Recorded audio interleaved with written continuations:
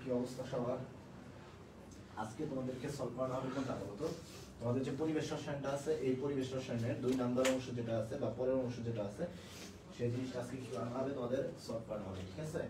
তো কারো কোনো আমি কিছু জিনিস তোমাদেরকে বলে দিব বা কিছু টপিক বলে দিব আজকে ক্লাস শেষে, যত দ্রুত সম্ভব ক্লাসটা শেষ করে আজকে তোমাদেরকে আমি বলে দিব যে কোন কোন অংশগুলো তোমরা ভালো মতো পড়বা বা কোন মানগুলো ভালো মতো পড়তে হবে। এই জিনিসগুলো কিন্তু আজকে তোমাদের দরকার, ঠিক আছে?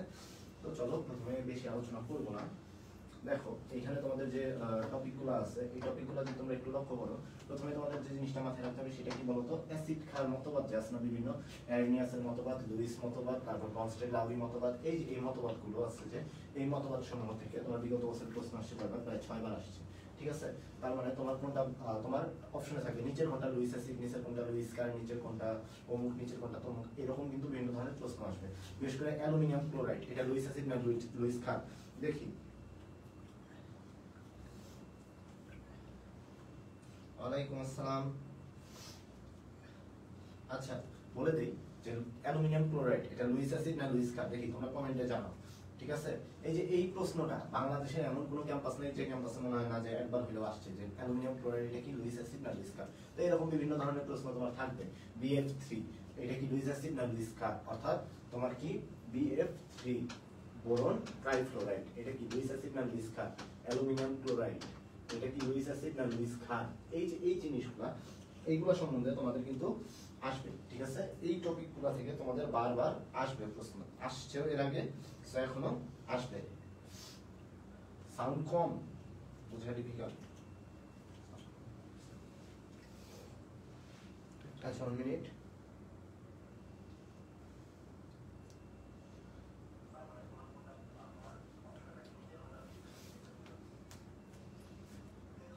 আচ্ছা 1 মিনিট।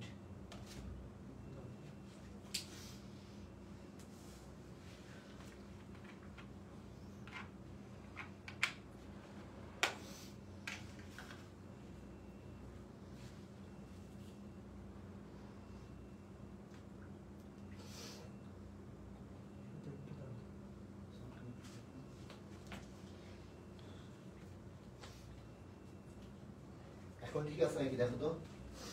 এখন ঠিক আছে কিনা দেখো, আজকে দেখো এখন ঠিক আছে কিনা। তোমাদেরকে যেটা বললাম যে অ্যালুমিনিয়াম ক্লোরাইড BF3 এগুলো লুইস অ্যাসিড নাকি লুইস ক্ষার, তোমার এই যে এই টাইপের প্রশ্নগুলো কিন্তু বরাবরই দেখা গেছে যে বিগত বছরে তোমার বিভিন্ন বিশ্ববিদ্যালয়ে আসছে আর জাহাঙ্গীরনগরে তো আসছে, ঠিক আছে। যার জন্য তোমাদেরকে কি করব, এই জিনিসগুলো একটু তোমরা ভালো মতো পড়বা যে অ্যাসিড ক্ষার মতবাদগুলো যে আছে, অ্যাসিড ক্ষার মতবাদটা তোমাদের কি করতে হবে বলো তো, অ্যাসিড ক্ষার মতবাদটা ভালো মতো পড়তে হবে যে কোনটা কোন এখনো ঠিক হয় নাই।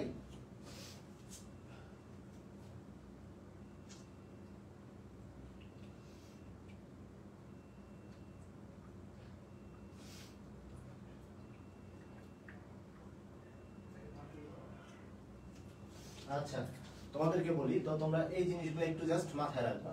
এরপরে তোমাদের যেটা বলি যে অ্যাসিড বৃষ্টি, ঠিক আছে, অ্যাসিড বৃষ্টি, অ্যাসিড বৃষ্টি যেটা আছে এই অ্যাসিড বৃষ্টি থেকে কয়বার আসছে, তোমার 4 বার আসছে। যে অ্যাসিড বৃষ্টির জন্য মানে তোমার নিচের কোনটা কোন গ্যাসটা থাকলে তোমার অ্যাসিড বৃষ্টি হবে না, এরকম প্রশ্ন আসছে একবার। তো একবার আবার দেখা যাচ্ছে অন্য ভার্সিটিতে আসছে বা ওই প্রশ্নটাই ঘুরে আসছে। তো তোমাদের এই জিনিসটা মাথায় রাখতে হবে, কার্বন ডাইঅক্সাইড যে আছে না, এই কার্বন ডাইঅক্সাইড যদিও পানির সাথে মিলে তোমার একটা অ্যাসিড তৈরি করে যার নাম হচ্ছে কার্বনিক অ্যাসিড, কিন্তু এই কার্বন ডাইঅক্সাইড যদি বায়ুমণ্ডলে থাকে কখনো অ্যাসিড বৃষ্টি হবে না, ঠিক আছে। কার্বন ডাইঅক্সাইড বায়ুমণ্ডলে থাকলেও সেখানে কি হবে না, অ্যাসিড বৃষ্টি হবে না। এই জিনিসটুকু জাস্ট মাথায় রাখো। আচ্ছা এরপরে দেখো সারফেস ওয়াটার ও বিশুদ্ধতার যে মানদণ্ড আছে, কি আছে, সারফেস ওয়াটার ও বিশুদ্ধতার মানদণ্ড।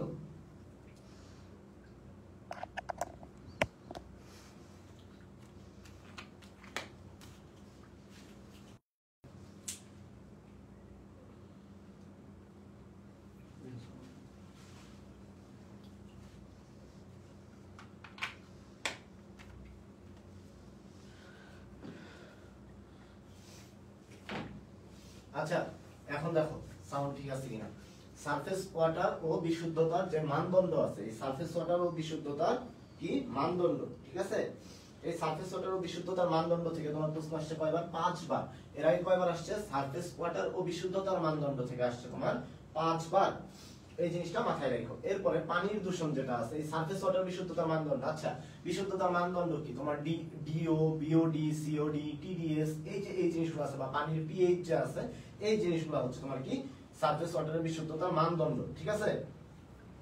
এখন তোমাদের প্রশ্ন আসতে পারে ভাই ডিও কি, ডিও হচ্ছে ডিজলভ অক্সিজেন, অর্থাৎ ডিজলভ অক্সিজেন, পানিতে যতটুকু দ্রবীভূত অক্সিজেন থাকবে সেটা তোমার কি পানিটা তত ভালো হবে, ঠিক আছে। পানিটা তত কি হবে, বিশুদ্ধ হবে, যত বেশি তোমার ডিজলভ অক্সিজেন থাকবে।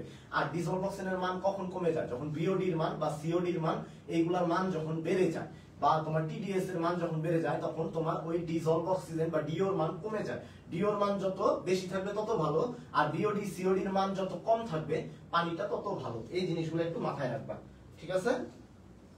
আচ্ছা তো এইটা থেকে কয়বার আসছে, 4 বার আসছে। তো এই পানি সরি ওই বিশুদ্ধতা মানদণ্ড থেকে আসছে 5 বার। এরপর পানি দূষণ, পানির মধ্যে তোমার এই যে পানির মধ্যে বিভিন্ন কারণে যে পানি দূষিত হয় বা তোমার দূষিত পানি বা আর্সেনিক যুক্ত পানি যদি তুমি খাও, আর্সেনিক দূষণ ঘটে অনেক সময়। এই আর্সেনিকের কারণে কি ধরনের ক্ষতিকর প্রভাব তোমার দেহে তৈরি হতে পারে, বা শিল্প এলাকার যে শিল্প কারখানা বা শিল্প এলাকা যা আছে ওইখানকার যে বায়ু আছে বা পানি আছে এইগুলাতে বিভিন্ন ধরনের ধাতব বা ভারী ধাতুর পরিমাণ বেশি পাওয়া যায়, ক্যাডমিয়াম বা প্লাম্বাম বা মানে প্লাম্বাম বা তোমার হচ্ছে যেটাকে আমরা বাংলায় কি বলি সীসা বলি বা ক্যাডমিয়াম, এই টাইপের ধাতু বেশি পাওয়া যায়। তো এইগুলোর প্রভাবে আমাদের দেহে কি ধরনের ক্ষতিগ্রস্ততা হয় বা আমাদের দেহ কিভাবে ক্ষতিগ্রস্ত হয়, বা কার্বন মনোক্সাইড আছে যে শিল্প এলাকার বায়ুতে কি থাকে, কার্বন মনোক্সাইড থাকে। তো ওইখানে দেখা যায় তোমার অ্যাসিড বৃষ্টি হয়ে থাকে, তোমার বিভিন্ন ধরনের অ্যাসিড থাকে, সালফার ডাই অক্সাইড, নাইট্রাস অক্সাইড। আচ্ছা তো সালফার ডাই অক্সাইড বা তোমার হচ্ছে কার্বন মনোক্সাইড, বিভিন্ন ধরনের গ্যাস থাকে। সালফার ডাই অক্সাইড থাকলে তখন তোমার সেটাতে কি হয় বলতো, ওই অঞ্চলের বায়ুতে যদি সালফার ডাই অক্সাইড থাকে তাহলে সেই সালফার ডাই অক্সাইডের প্রভাবে তোমার বৃষ্টি হবে, অ্যাসিড বৃষ্টি হবে, সালফিউরাস অ্যাসিড সহ বৃষ্টি হবে, ঠিক আছে।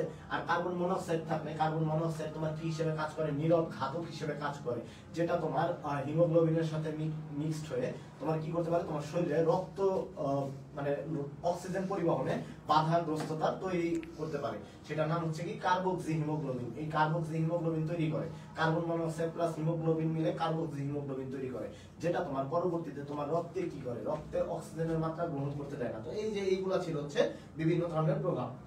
আচ্ছা তোমরা মানে যাদের সাউন্ডের প্রবলেম হচ্ছে তোমরা একবার হচ্ছে একটু লাইভ থেকে বের হয়ে আবার লাইভে জয়েন করো।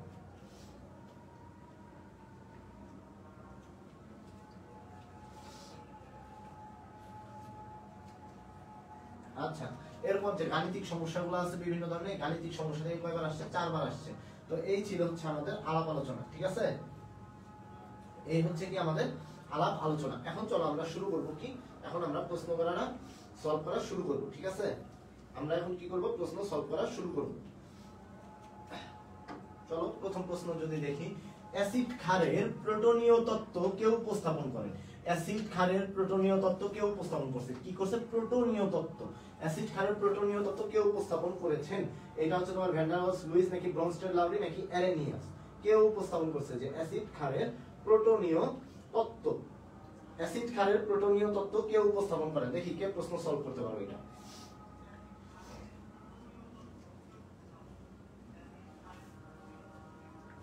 অ্যাসিড ক্ষারের প্রোটনীয় তত্ত্ব কে উপস্থাপন করেন? Van der Waals, Lewis Bronsted Lowry নাকি অ্যারেনিয়াস? কে অ্যাসিড ক্ষারের প্রোটনীয় তত্ত্ব কে উপস্থাপন করেন?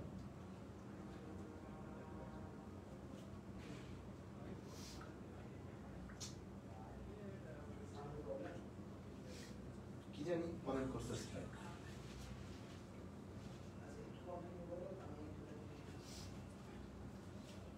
আচ্ছা দেখো, অ্যাসিড ক্ষারের প্রোটনীয় তত্ত্ব কে উপস্থাপন করেন? Van der Waals, Lewis Bronsted Lowry নাকি অ্যারেনিয়াস? কে করছে? অ্যাসিড ক্ষারের প্রোটনীয় তত্ত্ব কে উপস্থাপন করেন, ঠিক আছে? তো প্রোটনীয় তত্ত্ব কোনটা? যারা হচ্ছে জলীয় দ্রবণে হাইড্রোজেন আয়ন, যারা কি দেয় H+ বা হাইড্রোজেন আয়ন দান করে, তারা হচ্ছে তোমার কি, সরি H+ বা হাইড্রোজেন আয়ন না, মূলত প্রোটন দান করে। প্রোটন মূলত হাইড্রোজেন আয়ন, যা বলি আর কি আমরা, প্রোটন দান করে। যারা কি করে? প্রোটন দান করে। প্রোটন দান করে তারা কি? তারা হচ্ছে অ্যাসিড, ঠিক আছে? আর যারা হচ্ছে তোমার কি করবে? প্রোটন গ্রহণ করবে। প্রোটন কি করবে? প্রোটন গ্রহণ করবে। প্রোটন গ্রহণ করবে, তারা হচ্ছে গ্রহণ করে, তারা হচ্ছে কি? তারা হচ্ছে ক্ষার। এই জিনিসটা মাথায় রেখো।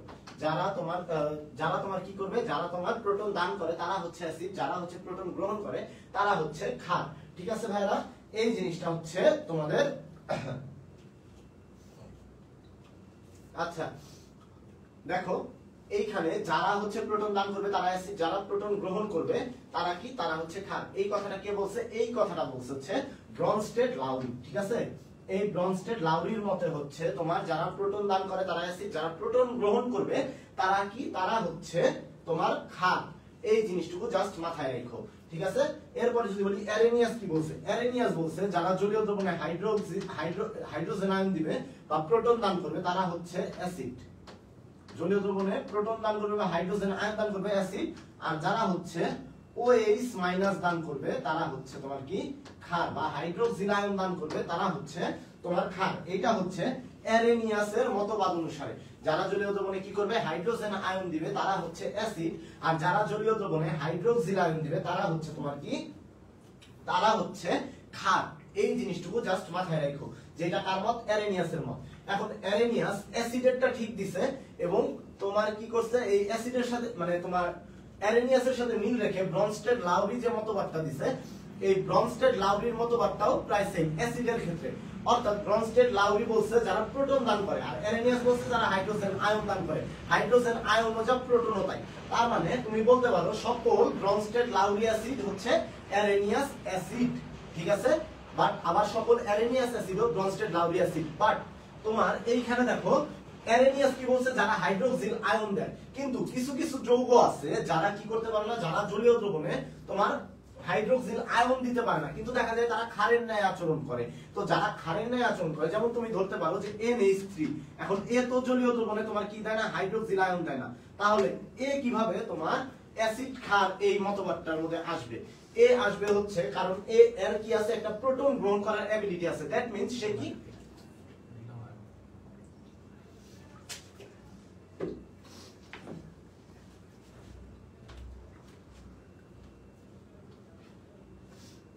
আচ্ছা দেখো তো এখন সাউন্ড ঠিক আছে কিনা।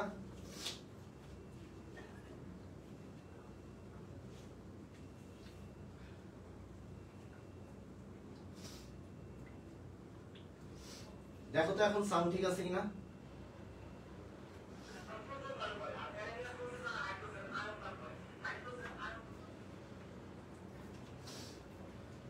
আচ্ছা দেখো, যারা প্রোটন দান করবে তারা হচ্ছে কি অ্যাসিড, আর যারা H+ আয়ন দান করবে বা প্রোটন দান করবে তারা হচ্ছে অ্যাসিড। অ্যারেনিয়াস, ব্রনস্টেড, লাউরি অ্যাসিডের মতবাদটা সেম আছে, বাট অ্যারেনিয়াস বলছে যারা হাইড্রোক্সিল আয়ন দেয়। কিন্তু এই যে এখানে দেখো আমাদের একটা যৌগ আছে অ্যামোনিয়া, এই অ্যামোনিয়ার ক্ষেত্রে কি হবে? অ্যামোনিয়া কি করতে পারবে? অ্যামোনিয়া কিন্তু হাইড্রোক্সিল আয়ন দান করতে পারবে না। তো এই অ্যামোনিয়াকে তুমি কি রূপে দিবা? এটা কিভাবে ক্ষারের ন্যায় আচরণ করে কেউ বলতে পারবা? এটা ক্ষারের ন্যায় আচরণ করে হচ্ছে তোমার এই ব্রনস্টেড লাউরি মতবাদ অনুসারে। কিভাবে? কারণ সে জলীয় সে কি করবে? সে হচ্ছে প্রোটন গ্রহণ করতে পারবে কোন একটা জলীয় দ্রবণ থেকে। সে প্রোটন, হ্যাঁ সে হচ্ছে কি করবে? সে হচ্ছে জলীয় দ্রবণে প্রোটন দান করতে পারবে। যদি কেউ প্রোটন গ্রহণ করতে পারবে, জলীয় দ্রবণে প্রোটন গ্রহণ করার ক্ষেত্রে সে ব্রনস্টেড লাউরি মতে সে কি? সে হচ্ছে ক্ষার, ঠিক আছে? বাট অ্যারেনিয়াসের মতে কিন্তু সে ক্ষার নয়। তাহলে দেখো ব্রনস্টেড লাউরি মতবাদ যখন হইলো তখন কিসের সংখ্যা বৃদ্ধি পাইছে? ক্ষারকের সংখ্যা বা ক্ষারের সংখ্যা বৃদ্ধি পেয়ে গেছে, তাই না? কারণ অ্যারেনিয়াস যতগুলারে ক্ষার দাবি করছিল, ব্রনস্টেড লাউরি ক্ষারের সংখ্যাটাকে যখন আবার মডিফাই করে দিল, প্রোটন গ্রহণ করছে পরে যে সেও ক্ষার, তখন দেখা গেছে কি ব্রনস্টেড লাউরি মতে কি হয়েছে? ক্ষারকের সংখ্যা বা ক্ষারের সংখ্যা বৃদ্ধি পাইছে। তার মানে তুমি বলতে পারো যে সকল অ্যারেনিয়াস ক্ষার ব্রনস্টেড লাউরি ক্ষার নয় বা ব্রনস্টেড লাউরি ক্ষারক নয়, কিন্তু সকল ব্রনস্টেড লাউরি ক্ষারক সকল ব্রনস্টেড লাউরি ক্ষারক অ্যারেনিয়াস ক্ষারক নয়, কিন্তু সকল অ্যারেনিয়াস ক্ষারক ব্রনস্টেড লাউরি ক্ষারক। সকল ব্রনস্টেড লাউরি ক্ষারক অ্যারেনিয়াস ক্ষারক নয়, বাট সকল অ্যারেনিয়াস ক্ষারক ব্রনস্টেড লাউরি ক্ষারক, ঠিক আছে? এই জিনিসটুকু জাস্ট একটু মাথায় রাখো তোমরা, এই জিনিসগুলো জাস্ট একটু কি করবা? মাথায় রাখবা, ঠিক আছে? এই জিনিসগুলো একটু মাথায় রাখো। এটা আনসার কোনটা? আনসার হচ্ছে ব্রনস্টেড লাউরি, ঠিক আছে? আর লুইস অ্যাসিড কোনটা? লুইস অ্যাসিড হচ্ছে ইলেকট্রনীয় মতবাদ বা ক্যাটায়নিক অ্যানায়নিক মতবাদ, অর্থাৎ যারা তোমার ইলেকট্রন কি করতে পারে বলতো? যারা ইলেকট্রন দান করে, মানে যারা প্রোটন দান করে তারা হচ্ছে অ্যাসিড, ঠিক আছে? আগে আমরা এটাকে বলছে ব্রনস্টেড লাউরি। আর যারা হচ্ছে ইলেকট্রন দান করে, প্রোটনের বিপরীত ইলেকট্রন, তার মানে যারা প্রোটন দান করবে তারা হচ্ছে ক্ষার, এটাকে বলছে, এটা বলছে লুইস। আর যারা ইলেকট্রন গ্রহণ করবে তারা হচ্ছে অ্যাসিড। এই যে অ্যাসিডের নতুন সংখ্যা আবার কার ক্ষেত্রে বেড়ে গেল? এই লুইসের ক্ষেত্রে বেড়ে গেল। তার মানে অ্যাসিডের পরিমাণ লুইসের যে সংখ্যা দিছে, লুইসের সংখ্যা মতে অ্যাসিডের পরিমাণ বেড়ে গেছে। ব্রনস্টেড লাউরির সংখ্যা মতে ক্ষারকের পরিমাণ বেড়ে গেছে, আর লুইসের সংখ্যা মতে অ্যাসিডের পরিমাণ বেড়ে গেছে। তখন তুমি বলতে পারবা সকল লুইস অ্যাসিড ব্রনস্টেড লাউরি অ্যাসিড নয়, বাট সকল ব্রনস্টেড লাউরি অ্যাসিড লুইস অ্যাসিড। এই জিনিসটা তুমি সুন্দরভাবে বুঝায় বলতে পারবা, ঠিক আছে? তো প্রশ্ন যদি কখনো ওইভাবে হয় তোমরা কিন্তু এই জিনিসটা আশা করি কেউ ভুল করবা না। চলো পরবর্তী প্রশ্নে যাই। দেখো এইখানে বলছে কোন বিবৃতিটি সঠিক নয়? ব্রনস্টেড লাউরি তত্ত্বে ক্ষারকের সংখ্যা বৃদ্ধি পায়, অনুবন্ধী অম্লে ক্ষারকের চেয়ে একটি H+ বেশি থাকে। দেখো লুইস তত্ত্বে অ্যাসিডের সংখ্যা বৃদ্ধি পায়। হ্যাঁ, আমি একটু আগে কিন্তু একটা কথা বলছি যে লুইসের ক্ষেত্রে কি হয় বলতো? লুইসের ক্ষেত্রে তোমার কি হয়েছে? লুইস তত্ত্বে অ্যাসিডের সংখ্যা বৃদ্ধি পাইছে। ব্রনস্টেড লাউরি তত্ত্বে কি হয়েছে? ক্ষারকের সংখ্যা বৃদ্ধি পাইছে। তার মানে এটা সঠিক, এইটাও সঠিক। লুইস তত্ত্বে অ্যাসিডের সংখ্যা বৃদ্ধি পায়। আর অনুবন্ধী অম্লে ক্ষারকের চেয়ে একটি H+ বেশি থাকে। অনুবন্ধী অম্ল যেমন তুমি ক্লোরাইড আয়ন যা আছে, এই ক্লোরাইড আয়নের মধ্যে কি আছে বলতো? ইলেকট্রন আছে বেশি পরিমাণে। এখন এই ইলেকট্রনটা যে আছে, যারা ইলেকট্রন দান করে লুইসের মতে তারা জানি কি বললাম আমি ভাইয়ারা? যারা ইলেকট্রন দান করে, প্রোটন দান করলে ব্রনস্টেড লাউরি বলছে অ্যাসিড, আর যারা ইলেকট্রন দান করবে লুইস তাদেরকে কি বলছে? তারা হচ্ছে ক্ষার। প্রোটন দান করলে অ্যাসিড আর ইলেকট্রন দান করলে ক্ষার। প্রোটন গ্রহণ করলে ক্ষার আর ইলেকট্রন গ্রহণ করলে অ্যাসিড, কারণ প্রোটন ইলেকট্রনের বিপরীত, ঠিক আছে? এইভাবে মাথায় রাখবা। এখন দেখো ক্লোরাইড আয়নের মধ্যে ইলেকট্রন যেহেতু বেশি আছে, তার মানে সে কি করতে পারবে? সে কাউকে ইলেকট্রন দান করতে পারবে। এখন এই যে যারা ইলেকট্রন দান করে তারা কি? তারা হচ্ছে ক্ষার। তার মানে এ যদি একটা হাইড্রোজেন আয়নকে ইলেকট্রন দান করে, ফলে একটা কি হইলো? যৌগ হবে তোমার HCl যৌগ যে উৎপন্ন হইলো। এই যে HCl কি? তোমার অনুবন্ধী অ্যাসিড। আর এই ক্লোরাইড হচ্ছে অনুবন্ধী ক্ষার। এ কি? এ হচ্ছে অনুবন্ধী ক্ষার, অনুবন্ধী এ হচ্ছে ক্ষার। আর এই ক্ষারের এটা কি? এটা হচ্ছে অনুবন্ধী অ্যাসিড, অনুবন্ধী অ্যাসিড, ঠিক আছে ভাইরা? এটা কি? এটা হচ্ছে ক্ষার, এ হচ্ছে অনুবন্ধী অ্যাসিড। এখন দেখো ক্ষারকের চাইতে অনুবন্ধী অম্লে একটা হাইড্রোজেন বেশি আছে না? এখানে কোনো হাইড্রোজেন আয়নই নাই, বাট এখানে কি আছে? একটা H+ বেশি আছে, অর্থাৎ এখানে একটা H+ আছে, এখানে কোনো H+ নাই, বাট এখানে H+ আছে। এখন ক্ষারের অনুবন্ধী অ্যাসিডে তোমার কি আছে, একটা হাইড্রোজেন আয়ন বেশি আছে, দ্যাট মিন্স এইটাও তোমার সঠিক। তার মানে ভুল কোনটা, সব লুইস অ্যাসিড হলো ব্রনস্টেড-লাউরি অ্যাসিড না, এটা ভুল। সকল ব্রনস্টেড-লাউরি অ্যাসিড লুইস অ্যাসিড, বাট সকল লুইস অ্যাসিড ব্রনস্টেড-লাউরি অ্যাসিড নয়, অর্থাৎ আনসার হচ্ছে তোমার ডি নাম্বারটা। ঠিক আছে, 2 এর কত, 2 এর হচ্ছে ডি নাম্বার। আশা করি তোমরা সবাই এই জিনিসটা পারবা। কারো কোনো প্রবলেম থাকলে তারপরে বইলো, ঠিক আছে, কারো যদি প্রবলেম থাকে বইলো। আচ্ছা, আরেকটা কথা বলি, শক্তিশালী অ্যাসিড যে তার অনুবন্ধী ক্ষারক হচ্ছে দুর্বল ক্ষারক, আর শক্তিশালী ক্ষারক যে তার অনুবন্ধী অ্যাসিড হচ্ছে কি, সরি, শক্তিশালী ক্ষারক যে তার অনুবন্ধী অ্যাসিড দুর্বল অ্যাসিড, এভাবে মাথায় রাখবা। আচ্ছা, সালফিউরিক অ্যাসিড কোনটির উপস্থিতিতে ক্ষারক হিসেবে কাজ করে? দেখো ভাইয়ারা, সালফিউরিক অ্যাসিড কোনটির উপস্থিতিতে ক্ষারক হিসেবে কাজ করবে? এই প্রশ্নের উত্তর দেখি কেউ বলতে পারো কিনা। এই প্রশ্নের উত্তর কেউ বলতে পারবা যে সালফিউরিক অ্যাসিড কোনটির উপস্থিতিতে ক্ষারক হিসেবে কাজ করবে? সালফিউরিক অ্যাসিড কোনটির উপস্থিতিতে কি করবে, ক্ষারক হিসেবে কাজ করবে? সালফিউরিক অ্যাসিড কোনটির উপস্থিতিতে ক্ষারক হিসেবে কাজ করবে, এটা কেউ বলতে পারবা?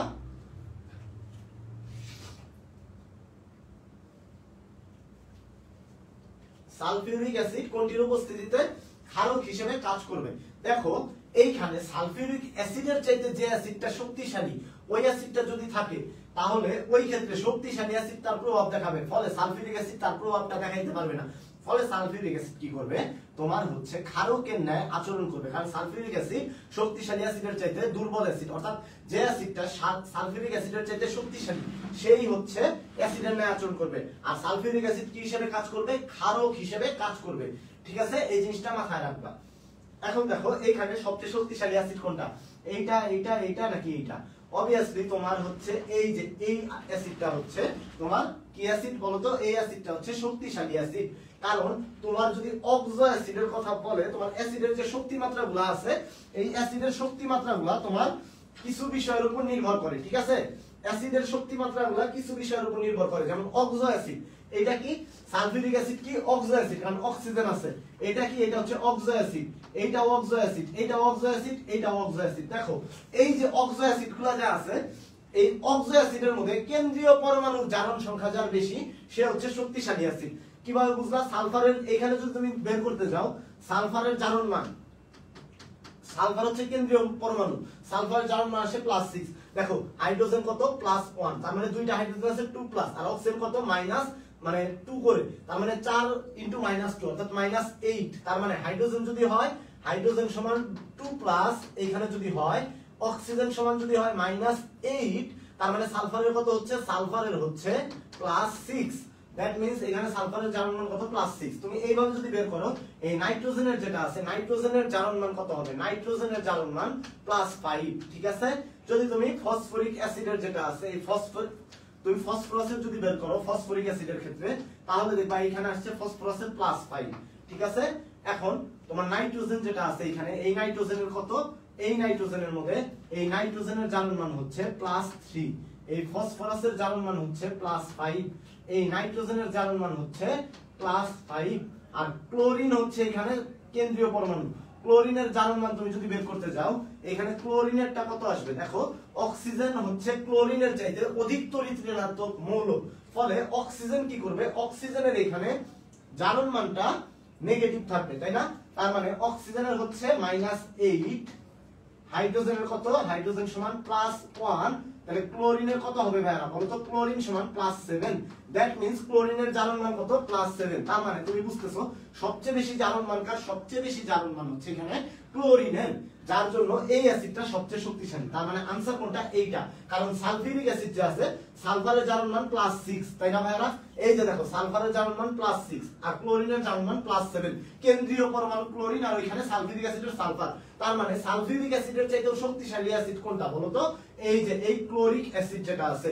এখন এই ক্লোরিক অ্যাসিড যেটা আছে, এই ক্লোরিক অ্যাসিড তার মানে কি, এইটা হচ্ছে তোমার শক্তিশালী অ্যাসিড। ঠিক আছে, এটা কি, এটা হচ্ছে শক্তিশালী অ্যাসিড। আর এই অ্যাসিড যখন উপস্থিত থাকবে তখন সালফিউরিক অ্যাসিড তার প্রভাব দেখাতে পারবে না, বরং ক্লোরিক অ্যাসিড তার অ্যাসিডীয় মাত্রা বেশি দেখাবে, আর সালফিউরিক অ্যাসিড অ্যাসিডীয় মাত্রা দেখাতে পারবে না। ফলে সে কিসের ন্যায় আচরণ করবে? সে ক্ষারকের ন্যায় আচরণ করবে। এখন প্রশ্ন আসতে পারে ভাইয়া, যদি অপশনে এইগুলা না দিত তাহলে কোনটা হইতো? তাহলে সালফিউরিক অ্যাসিড অ্যাসিডের ন্যায় আচরণ করতো। এখন প্রশ্ন হইলো, এইখানে নাইট্রোজেন আর ফসফরাস দুইজনেরই তো কেন্দ্রীয় পরমাণুর জারণ মান কি বলতো? দুইজনেরই কেন্দ্রীয় পরমাণুর জারণ মান সমান। তাহলে এই অ্যাসিড আর এই অ্যাসিড, এই দুইটার মধ্যে কে বেশি শক্তিশালী? এরকমও কিন্তু প্রশ্ন হইতে পারে। ঠিক আছে, তো কোনটা বেশি শক্তিশালী বলতো ভাইরা? এটা কোনটা বেশি শক্তিশালী, H3PO4 নাকি HNO3? নাইট্রিক অ্যাসিড নাকি হচ্ছে তোমার ফসফরিক অ্যাসিড? কে হচ্ছে তোমার বেশি শক্তিশালী? এখন এই প্রশ্নটা আসতে পারে যে ভাইয়া কে বেশি শক্তিশালী? ঠিক আছে, দেখো কেন্দ্রীয় পরমাণুর জারণ সংখ্যা যদি সমান হয় তাহলে কেন্দ্রীয় পরমাণুর আকার যত ছোট হবে সেই অ্যাসিডটা তত বেশি শক্তিশালী হবে।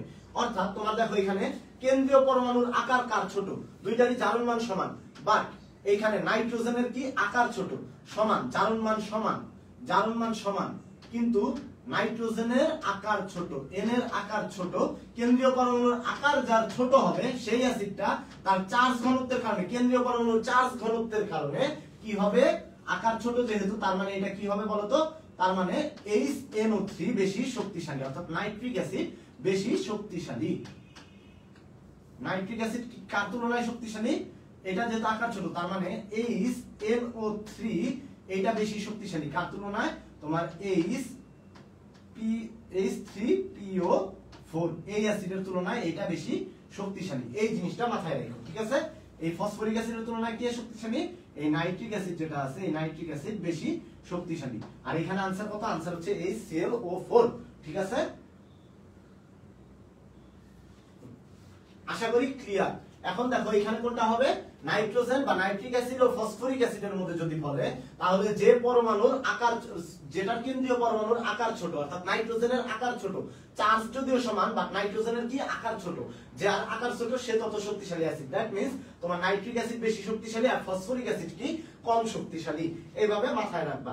ঠিক আছে, আর তোমার আরেকটা লেখা রাখো, সেটা হচ্ছে হাইড্রাসিড যারা আছে না, হাইড্রাসিড যেমন তোমার HCl, তারপরে HI, তারপরে হচ্ছে তোমার কি HF হাইড্রোজেন ফ্লোরাইড, এই যে এরা যে আছে, বা হাইড্রোজেন ব্রোমাইড, এদের ক্ষেত্রে কে বেশি শক্তিশালী এরকম আসতে পারে।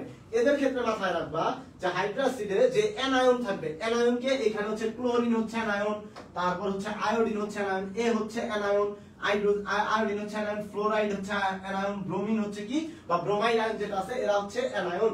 এই অ্যানায়নের আকার যত বড় হবে তত অ্যাসিডের তীব্রতা বাড়বে। দ্যাট মিন্স তোমার এইখানে ক্লোরাইডের চাইতে মানে হাইড্রোজেনের সরি আয়োডিনের আকার বড়, তার মানে HCl এর চাইতে HI এর কি বেশি পাওয়ার বেশি বা HI শক্তিশালী বেশি। আবার যদি বলি H যে আছে এর আকার সবচেয়ে ছোট, এই ফ্লোরাইড আয়নের আকার, তার মানে এইটার চাইতে এ শক্তিশালী, এর চাইতে এ শক্তিশালী, আর এর চাইতে কি এই হাইড্রোজেন ব্রোমাইড হচ্ছে বেশি শক্তিশালী। ঠিক আছে ভাইরা, এইভাবে মাথায় রাখবা। ঠিক আছে, এইভাবে মাথায় রাখবা। আশা করি তোমরা হচ্ছে এই অ্যাসিডের যদি শক্তি মাত্রা আসে এই তিন ভাবে তোমাদের শিখিয়ে দিলাম। আরো দুই ভাবে আছে যেটা আমি তোমাদের পরে আলোচনা করব। তোমার রাসায়নিক সাম্য অবস্থা যে আছে না বা রাসায়নিক পরিবর্তন যে আছে তোমার চতুর্থ অধ্যায় প্রথম পত্রের ওই অধ্যায় পড়াবো যখন তখন। ঠিক আছে, এই ছিল হচ্ছে উত্তর। এখন চলো পরবর্তী প্রশ্নে চলে যাই। ব্রনস্টেড লাউরি মতবাদ অনুযায়ী কোনটি অ্যাসিড? আচ্ছা, ব্রনস্টেড লাউরি মতবাদ অনুযায়ী জানি আমি কি বলছি একটু আগে, যারা হচ্ছে প্রোটন দান করে তারা অ্যাসিড, যারা প্রোটন গ্রহণ করে তারা হচ্ছে ক্ষার, তাই না? যারা প্রোটন দান করে তারা হচ্ছে অ্যাসিড, যারা প্রোটন গ্রহণ করে তারা কি? তারা হচ্ছে ক্ষার। এখন তোমরা বলো যে ব্রনস্টেড লাউরি মতে নিচের কোনটা হচ্ছে অ্যাসিড? ব্রনস্টেড লাউরি মতে নিচের কোনটি হচ্ছে অ্যাসিড? ব্রনস্টেড লাউরি মতে নিচের কোনটি হচ্ছে অ্যাসিড? দেখি কে বলতে পারে এটা। ব্রনস্টেড লাউরি মতে নিচের কোনটি অ্যাসিড? যারা হচ্ছে প্রোটন সরি হ্যাঁ এখানে বলছে কি কোনটি অ্যাসিড? যারা প্রোটন দান করে। দেখতো ভাইরা এখানে কি প্রোটন দান করতে পারবে? ক্লোরাইড আয়ন, এটা হচ্ছে ক্লোরাইড আয়ন। ঠিক আছে, ক্লোরাইড আয়ন কি প্রোটন দান করতে পারবে? পারবে না, বরং ক্লোরাইড আয়ন কি করবে? প্রোটন গ্রহণ করবে। দ্যাট মিন্স সে কি? ক্ষার। সে কি? ক্ষার, কারণ কি? প্রোটন গ্রহণ করছে। কি গ্রহণ করে? প্রোটন গ্রহণ করে। প্রোটন গ্রহণ করে, প্রোটন গ্রহণ করে। এখন যদি বলি এই যে কার্বনেট আয়ন যেটা আছে, এই কার্বনেট আয়ন কি করতে পারবে? এও ক্ষার, কারণ সে কি করবে, সে দুইটা H+ গ্রহণ করতে পারবে, দুইটা প্রোটন গ্রহণ করতে পারবে। যদি বলি H+, এই H+ নিজে কি কি এই H+ নিজেই তো একটা প্রোটন, ঠিক আছে, H+ নিজে কি, সে হচ্ছে একটা প্রোটন। তার মানে সে অ্যাসিডও না ক্ষারও না, বরং তারে যদি কেউ দান করতে পারে সে হচ্ছে অ্যাসিড। এখন এখানে দেখো NH4+ যা আছে, এই NH4+ এর মধ্যে থেকে যদি আমরা একটা H+ কে সরাইয়া দিই, একটা H+ সে দান করতে পারলে তার অবস্থা কি হবে, তার অবস্থা হবে NH3। এই যে NH3 যে উৎপন্ন হইলো, এই NH3 টা তোমার কি হিসেবে উৎপন্ন হইলো বলো তো? তার মানে এ কি করছে, এ হচ্ছে একটা অ্যাসিড রূপে কাজ করছে, আর এইটা হচ্ছে অনুবন্ধী ক্ষার। এ হচ্ছে কি অ্যাসিডের অনুবন্ধী ক্ষার। কেন ক্ষার? কারণ সে পরবর্তীতে একটা প্রোটন গ্রহণ করতে পারবে। যেহেতু প্রোটন গ্রহণ করার ক্যাপাবিলিটি তার মধ্যে এখন তৈরি হয়েছে, বা প্রোটন গ্রহণ করার এবিলিটি তৈরি হয়েছে, দ্যাট মিন্স সে কি, সে হচ্ছে অনুবন্ধী ক্ষার, ঠিক আছে। আর যেহেতু একটা হাইড্রোজেন আয়ন, এই অ্যামোনিয়াম আয়নটা একটা হাইড্রোজেন আয়ন দান করতে পারে, তার মানে সে হচ্ছে কি অ্যাসিড, অর্থাৎ একটা প্রোটন দান করতে পারে, দ্যাট মিন্স সেই হচ্ছে কি একটা অ্যাসিড। কে অ্যাসিড? এই NH4+ হচ্ছে একটা অ্যাসিড, ঠিক আছে। এই জিনিসটুকু মাথায় রেখো তোমরা। চলো পরবর্তী প্রশ্নে চলে যাই। আচ্ছা, HSO4 এর অনুবন্ধী ক্ষারক কোনটা? দেখ ভাইয়া, অনুবন্ধী ক্ষারক কোনটা? তোমার অ্যাসিডের আচরণ করবে যে এই অ্যাসিড থেকে নরমালি অনুবন্ধী ক্ষারকের উৎপত্তি লাভ করছে। এখন অনুবন্ধী ক্ষারক কোনটা? দেখো এখানে HSO4- আছে। H কি, কি জলীয় দ্রবণে একটা হাইড্রোজেন আয়ন দান করতে পারে এবং কি উৎপন্ন করে, দেখো তো SO4 প্লাস একটা হাইড্রোজেন আয়ন দান করলো। যেহেতু সে একটা হাইড্রোজেন আয়ন দান করতে পারে, তার মানে সে কি করতেছে, একটা অ্যাসিডের ন্যায় আচরণ করতেছে। সে কি একটা অ্যাসিডের ন্যায় আচরণ করে। এটা হচ্ছে বাইসালফেট আয়ন, এটার নাম কি বাইসালফেট আয়ন। বাইসালফেট আয়ন কার ন্যায় আচরণ করে? সে অ্যাসিডের ন্যায় আচরণ করতে পারে, এবং অ্যাসিডের ন্যায় আচরণ করে সে যেটা উৎপন্ন করলো, এইটা কি করতে পারে, এ কি আর জলীয় দ্রবণে কোনো H+ দেয় না, অর্থাৎ এ কি, এ হচ্ছে অনুবন্ধী ক্ষার, ঠিক আছে। অনুবন্ধী কি, অনুবন্ধী ক্ষারক, এই জিনিসটা মাথায় রাখো। এর এটা কি, এটা হচ্ছে এর অনুবন্ধী ক্ষারক। আচ্ছা, এখন দেখো এ তো অ্যাসিডের ন্যায় আচরণ করছে, আবার এ কি, এ হচ্ছে আরেকটা কাজ করতে পারে, HSO4-, সে একটা হাইড্রোজেন আয়ন গ্রহণ করতে পারে, সে একটা প্রোটনও গ্রহণ করতে পারে, ঠিক আছে। এই প্রোটন গ্রহণ করলে কি উৎপন্ন হবে, H2SO4। দ্যাট মিন্স এইখানে সে কিসের ন্যায় আচরণ করতেছে, এইখানে সে ক্ষারকের ন্যায় আচরণ করতেছে, এইখানে সে কিসের ন্যায় আচরণ করতেছে, ক্ষারকের ন্যায় বা ক্ষারের ন্যায় আচরণ করতেছে। আর এই ক্ষারকের ন্যায় আচরণ কইরা সে কি উৎপন্ন করলো, এই যে সালফিউরিক অ্যাসিড যেটা উৎপন্ন করলো, এইটা হচ্ছে এই ক্ষারকের অনুবন্ধী অ্যাসিড। অনুবন্ধী কি, অনুবন্ধী অ্যাসিড। এই যে দেখো, তার মানে এই বাইসালফেট আয়ন যেটা আছে, এ মূলত দুই ধরনের আচরণই করতে পারে। তাই এটা কি, এটা হচ্ছে একটা অ্যামফিটরিক যৌগ বা উভধর্মী যৌগ, এই জিনিসটা মাথায় রাখো। এখন দেখো, যেহেতু আমাদের প্রশ্ন আসছে HSO4 এর অনুবন্ধী ক্ষারক কোনটা, তার মানে HSO4 অ্যাসিডের ন্যায় আচরণ করলেই একমাত্র তার অনুবন্ধী ক্ষারক উৎপন্ন হবে। তাহলে সে অ্যাসিডের ন্যায় আচরণ করছে, তার অনুবন্ধী ক্ষারক কোনটা উৎপন্ন হয়েছে, SO4-, কারণ সে একটা হাইড্রোজেন আয়ন দিয়েছে, ফলে কি হয়েছে, সালফেট আয়নে পরিণত হয়ে গেছে। অর্থাৎ আনসার হচ্ছে তোমার SO4-, ঠিক আছে। এই জিনিসটা আশা করি পারবা সবাই। কার কোনো প্রবলেম আছে আর? নওরিন নিশাম নিঝুম, তোমার এই টপিকের প্রবলেম, তাই না? এই টপিকগুলো সম্বন্ধে আমি শর্টকাট পরবর্তীতে তোমাদের বিস্তারিত বলবো, আলোচনা করব, ঠিক আছে। এত ভয় পাওয়ার কিছু নাই, কোন টপিকের প্রবলেম হইতেই পারে। এই জিনিসটা থাকলে তুমি জাস্ট একটু আমারে আমরা যে পোস্টগুলো করি, পোস্টে জানাবা যে ভাইয়া এই টপিকের প্রবলেম, আপনি যদি একটু ক্লিয়ারলি বলে দেন, আগে থেকে বলে দিবা, তাহলে তোমাদের জন্য কন্টেন্ট আগে থেকে আরো সুন্দর মতো গুছায় রাখা যায়। এইখানে বা হচ্ছে তোমরা এই যে আমি যে ডাউট সলভিং ক্লাস করাবো, এই ডাউট সলভিং ক্লাসেও তোমাদের এই জিনিসগুলো আলোচনা হবে, ঠিক আছে। ডাউট সলভিং ক্লাসেও বুঝাই দিব। আচ্ছা দেখো, নাইট্রেটের অনুবন্ধী অম্ল কোনটা, নাইট্রেটের অনুবন্ধী অম্ল কোনটা? দেখ ভাইয়ারা, নাইট্রেট, এই যে NO3-, এটা হচ্ছে নাইট্রেট আয়ন। এটা কি, এটা হচ্ছে নাইট্রেট আয়ন। এই নাইট্রেট আয়ন এটা কি করতে পারে, এর মধ্যে দেখো নেগেটিভ চার্জ আছে, দ্যাট মিন্স সে কি করতে পারবে, একটা প্রোটন গ্রহণ করতে পারবে। যেহেতু সে প্রোটন গ্রহণ করলো, যেহেতু সে কি করবে, প্রোটন গ্রহণ করছে, তার মানে সে কি, সে ক্ষারের ন্যায় আচরণ করবে, ক্ষারের ন্যায় বা ক্ষারকের ন্যায় আচরণ করলো। এখন ক্ষারকের ন্যায় আচরণ করলে এটা উৎপন্ন হলে কি উৎপন্ন হবে, HNO3। এটা কি উৎপন্ন করছে, নাইট্রিক অ্যাসিড উৎপন্ন করছে। অর্থাৎ এটা কি, ওইটা যেহেতু ক্ষারকের ন্যায় আচরণ করছে, তার মানে এটা হচ্ছে অনুবন্ধী অম্ল, ঠিক আছে। এটা কি, এটা হচ্ছে অনুবন্ধী অম্ল, অনুবন্ধী অম্ল। দেখো এটা তার মানে কোনটা আনসার হবে, HNO3 যেটা আছে, এই HNO3 এইটা হচ্ছে তোমার কি, অনুবন্ধী অম্ল। ক্লিয়ার? আশা করি কারো এই অনুবন্ধী অ্যাসিড, অনুবন্ধী অম্ল এই সম্বন্ধে কারো আর কোনো মানে থাকবে না। বুঝতে কারো কোনো আশা করি প্রবলেম হবে না। চলো পরবর্তী প্রশ্নে চলে যাই। ঠিক আছে, যখন একটি অ্যাসিড ক্ষারক দ্বারা প্রশমিত হয় তখন কি হয়? অ্যালকোহল তৈরি হয়, পানি তৈরি হয়, H+ এর পরিমাণ OH- আয়নের চেয়ে বেশি হয়। উপরের সবগুলোই কোনটা হবে ভাই বল?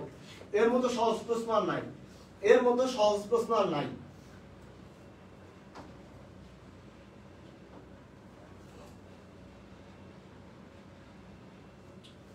এর মতো সহজ প্রশ্ন আর নাই। দেখি এটা কে বলতে পারে? এটার মতো সহজ প্রশ্নই আর নাই। কে বলতে পারবে এটা? দেখি এটা কে বলতে পারে? এর মতো সহজ প্রশ্নই আর নাই, যা বললাম আর কি।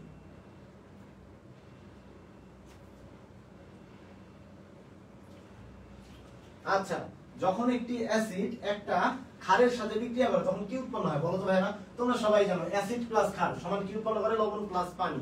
Acid plus base, A plus B, অর্থাৎ অ্যাসিড প্লাস বেস মানে ক্ষার। অ্যাসিড প্লাস ক্ষার তোমার কি করবে উৎপন্ন?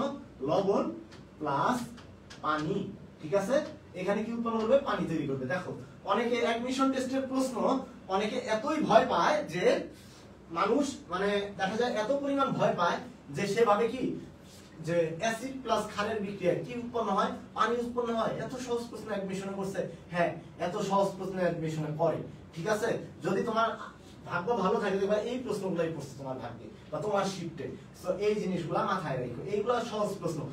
অনেকে কনফিউজড হয়ে যায়। আমার পাশে একটা ছেলে বসছিল বুঝছো ইয়েতে মেডিকেল ভর্তি পরীক্ষার সময়, তো ও হচ্ছে আমাকে জিজ্ঞেস করতেছে অ্যাসিড প্লাস ক্ষার মিলে মানে সরি বিশুদ্ধ পানির pH এর মান কত? মেডিকেল ভর্তি পরীক্ষার প্রশ্ন আসছে।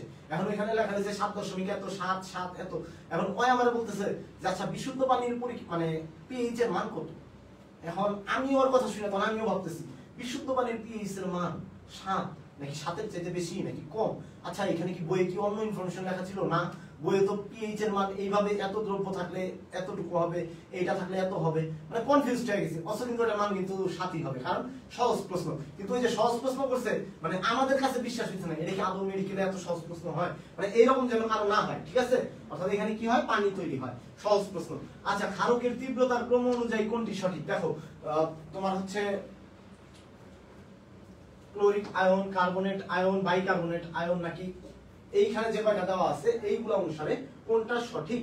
কোনটা হচ্ছে ক্ষারকের তীব্রতার যে ক্রম আছে, ঠিক আছে, ক্ষারকের তীব্রতার ক্রম কোনটা সঠিক? এইখানে তোমরা বুঝতে পারবা যেটা হচ্ছে এইখানে তোমাদের কিভাবে বুঝবা আমি আগে বলে দেই যে এখানে যে কয়টা অ্যাসিড আছে সরি যে কয়টা ক্ষারক আছে তোমরা মাথায় রাখবে এই সবগুলো হচ্ছে অনুবন্ধী ক্ষারক। যে অ্যাসিড যত শক্তিশালী, যে অ্যাসিড যত শক্তিশালী তার অনুবন্ধী ক্ষারক কি তত দুর্বল। ঠিক আছে, তার অনুবন্ধী ক্ষারক তত দুর্বল। এর কারণ কি? এর কারণ কি? ব্যাখ্যাটার কারণ কি? দেখ ভাইরা, HClO4 এই যে এই অ্যাসিডটা আছে না, এই অ্যাসিডটা জলীয় দ্রবণে অনেক দ্রুত হাইড্রোজেন আয়ন দান করতে পারে। কারণ কি? সে শক্তিশালী অ্যাসিড কেন? কারণ সে দ্রুত H+ আয়ন দান করতে পারে। যে H+ আয়নের দান করার প্রবণতা যার বেশি, সে কি তোর কাছ থেকে মানে সে কি H+ আয়ন গ্রহণ করতে চাইবে? অবশ্যই করতে চাইবে না। অর্থাৎ যে ব্যক্তিটা দান করার প্রবণতা, যে সবসময় মানুষকে দান করে বেড়ায়, যেমন হাজী মোহাম্মদ মহসিন, তো উনি কি সহজে কারো কাছ থেকে দান গ্রহণ করবে? না, কারণ তার তো প্রবণতাই হচ্ছে তার দান করা। ঠিক তেমনি ভাবে এই যে অ্যাসিডটা যা আছে এই পারক্লোরিক অ্যাসিড যেটা আছে, পারক্লোরিক অ্যাসিডে তোমার কি H+ আয়ন দান করার প্রবণতা বেশি, ফলে এইখান থেকে H+ দান করার পরে উৎপন্ন হলো কি ClO4-। এইটা কি হলো তার? এটা হচ্ছে তার এটা শক্তিশালী অ্যাসিড, আর এটা কি শক্তিশালী অ্যাসিড, আর এটা কি? এটা হচ্ছে তার অনুবন্ধী ক্ষার উৎপন্ন হলো। তার মানে এটা কি হবে? এটা হচ্ছে দুর্বল, এইটা হচ্ছে দুর্বল। আবার এটা হচ্ছে বাইকার্বনেট আয়ন, এটা কি থেকে উৎপন্ন হয়েছে দেখো তো, H2CO3। এটা কিন্তু কম্পারেটিভলি তোমরা সবাই জানো যে এটা একটা দুর্বল অ্যাসিড, তার মানে এর অনুবন্ধী ক্ষার শক্তিশালী, তার মানে এইটার চাইতে এটা শক্তিশালী না, তার মানে এইটা হচ্ছে দুর্বল, এইটা হচ্ছে শক্তিশালী। যেহেতু অপশনে এইটারে শক্তিশালী দিয়েছে, দ্যাট মিন্স এই অপশন কি তোমার ভুল। ঠিক আছে, এরপরে OH- HS- তারপর হচ্ছে H2O, এইখানে কোনটা তোমার শক্তিশালী? ঠিক আছে, এখানে কোনটা? দেখো এইখানে এই যে এইটা যে উৎপন্ন হয়েছে, নরমালি যদি বলি এইটা হচ্ছে তোমার এক ধরনের যৌগ, এই OH মাইনাস যেখান থেকে উৎপন্ন হয়েছে এটা হচ্ছে পানি থেকে উৎপন্ন হয়েছে। যেহেতু পানি হচ্ছে কি উপধর্মী যৌগ, তার মানে পানি কি দুর্বল অ্যাসিড। পানি অনেক সময় দুর্বল অ্যাসিডের ন্যায় আচরণ করে, ঠিক আছে। পানি H2O এইটা অনেক সময় দুর্বল অ্যাসিডের ন্যায় আচরণ করে, OH মাইনাস আয়নে বিভক্ত হয়। তার মানে এইটা যদি অম্লের মতো আচরণ করে, অম্ল কোন ধরনের অম্ল? এই পানি হচ্ছে যদি অম্ল হয় তাহলে দুর্বল অম্ল। তার মানে এইটা কি? এটা হচ্ছে শক্তিশালী, ঠিক আছে। এইটা কি? এটা হচ্ছে শক্তিশালী। আর HS মাইনাস যেটা আছে তোমার, এই যে H2S আছে না, এই H2S কে যদি তুমি ভাঙো H প্লাস উৎপন্ন হবে, প্লাস HS মাইনাস উৎপন্ন হবে। এখন ভাইয়ারা তোমরা বলো যে এই যে H plus plus HS minus যে আছে, এইখানে H2S যে আছে, এই H2S হাইড্রোজেন সালফাইড, এইটাও অনেকটা তোমার কি দুর্বল, ঠিক আছে। এইখান থেকে তোমার কি উৎপন্ন হয়েছে? যেটা অম্ল উৎপন্ন হয়েছে এইটা তোমার কি সবল। কিন্তু কেন্দ্রীয় পরমাণুর জারণ সংখ্যা যখন মিলাবা, কেন্দ্রীয় পরমাণু কোনটা? এইখানে সালফার আর এইখানে হচ্ছে অক্সিজেন। এইখানে সালফার আর এইখানে অক্সিজেন, দুইটার মধ্যে কেন্দ্রীয় পরমাণুর জারণ সংখ্যা কার কম বলো তো? কেন্দ্রীয় পরমাণুর জারণ সংখ্যা অক্সিজেনের কম। দ্যাট মিন্স অক্সিজেন হচ্ছে তোমার কি, সরি, কেন্দ্রীয় পরমাণুর জারণ সংখ্যা সমান, ওইটারও 2 মাইনাস ওইটারও 2 মাইনাস, বাট তোমার কেন্দ্রীয় পরমাণুর আকার কার, মানে আকার কার হচ্ছে ছোট। অবভিয়াসলি অক্সিজেনের আকার ছোট, দ্যাট মিন্স তোমার এইটা বেশি শক্তিশালী, তারপরে এইটা। আর পানি হচ্ছে তার চেয়েও কম শক্তিশালী, অর্থাৎ এইটাও শক্তিশালী, এটা সবচেয়ে শক্তিশালী, তার চেয়ে কম শক্তিশালী হচ্ছে HS মাইনাস, এবং সবচেয়ে কম শক্তিশালী পানি। দ্যাট মিন্স আনসার কোনটা? আনসার হচ্ছে বি নাম্বার, ঠিক আছে। তার মানে বাকিগুলোর দিকে তোমার যাইতেই হইল না। দেখো HSO4 এইটা কি? এটা সালফিউরিক অ্যাসিড থেকে তৈরি হয়েছে, দ্যাট মিন্স এইটা দুর্বল হবে। এটা সালফিউরাস অ্যাসিড থেকে তৈরি হয়েছে, সালফিউরিকের চাইতে সালফিউরাস অ্যাসিড দুর্বল। তার মানে সালফিউরিক অ্যাসিড থেকে যেটা উৎপন্ন হয়েছে ওইটা দুর্বল হবে, কারণ সালফিউরিক অ্যাসিড শক্তিশালী আর সালফিউরাস অ্যাসিড দুর্বল। তার মানে সালফিউরাস অ্যাসিড থেকে যে অনুবন্ধী ক্ষার উৎপন্ন হবে সেটা হবে শক্তিশালী। দ্যাট মিন্স এইটা হবে এইটার আগে, তার মানে এইটাও তোমার কি হবে না, অর্থাৎ এখানে ক্রমটা ভুল আছে। এরপরে যদি বলি এই নাইট্রিক অ্যাসিড, যেটা নাইট্রিক অ্যাসিড থেকে যে নাইট্রেট উৎপন্ন হবে সেই নাইট্রেট হবে কি দুর্বল, আর নাইট্রাইট অ্যাসিড থেকে বা নাইট্রাস অ্যাসিড থেকে তোমার কি উৎপন্ন হবে? এই নাইট্রাইট মূলক যে উৎপন্ন হয়েছে এই নাইট্রাইট মূলক শক্তিশালী, কারণ নাইট্রাস অ্যাসিড দুর্বল, ঠিক আছে। তো দুর্বল অ্যাসিড থেকে অনুবন্ধী ক্ষার উৎপন্ন হইবে সেটা শক্তিশালী, তার মানে এইটা হবে এইটার আগে, অর্থাৎ এইটাও তোমার ভুল। অর্থাৎ আনসার কোনটা সঠিক? আনসার হচ্ছে এই বি নাম্বারটা সঠিক। এইভাবে তোমরা মাথায় রাখবা। আশা করি তোমরা কি সবাই পারবা, ঠিক আছে।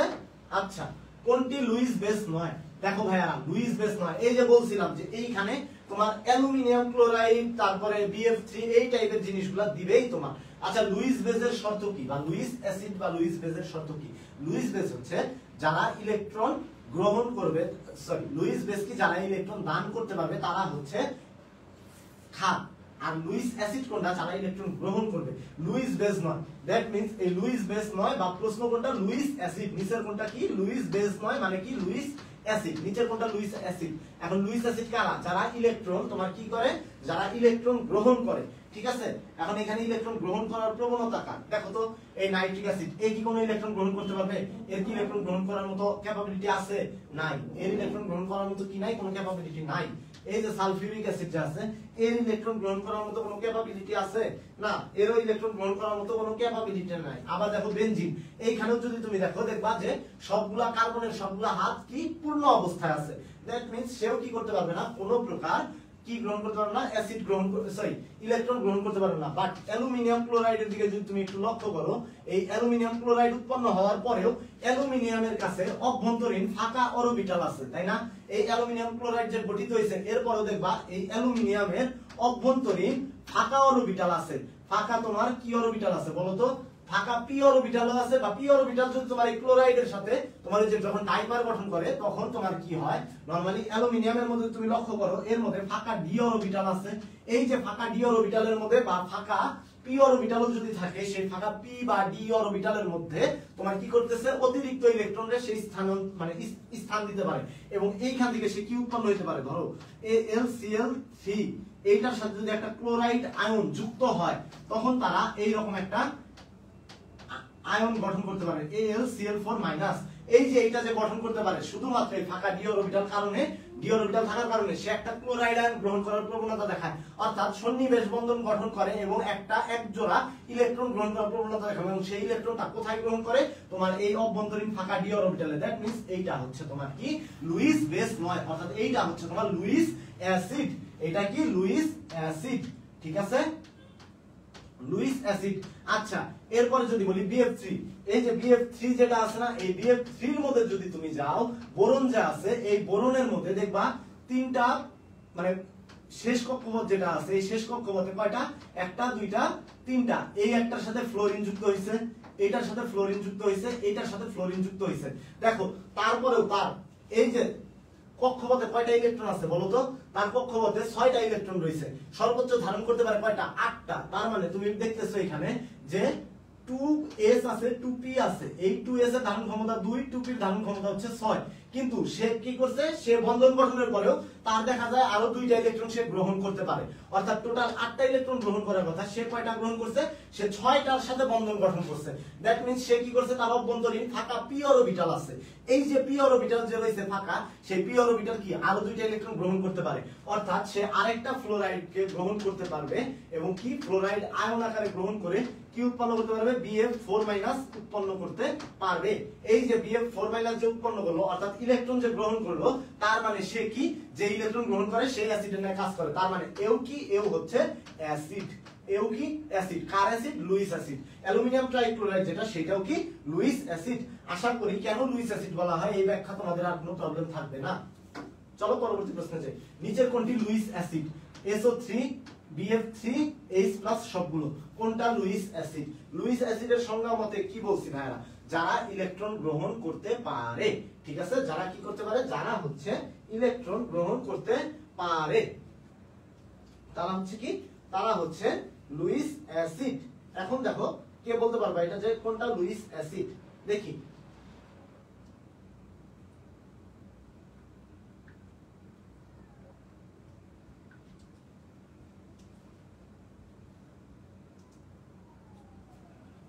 লুইস মতে কোনটা অ্যাসিড?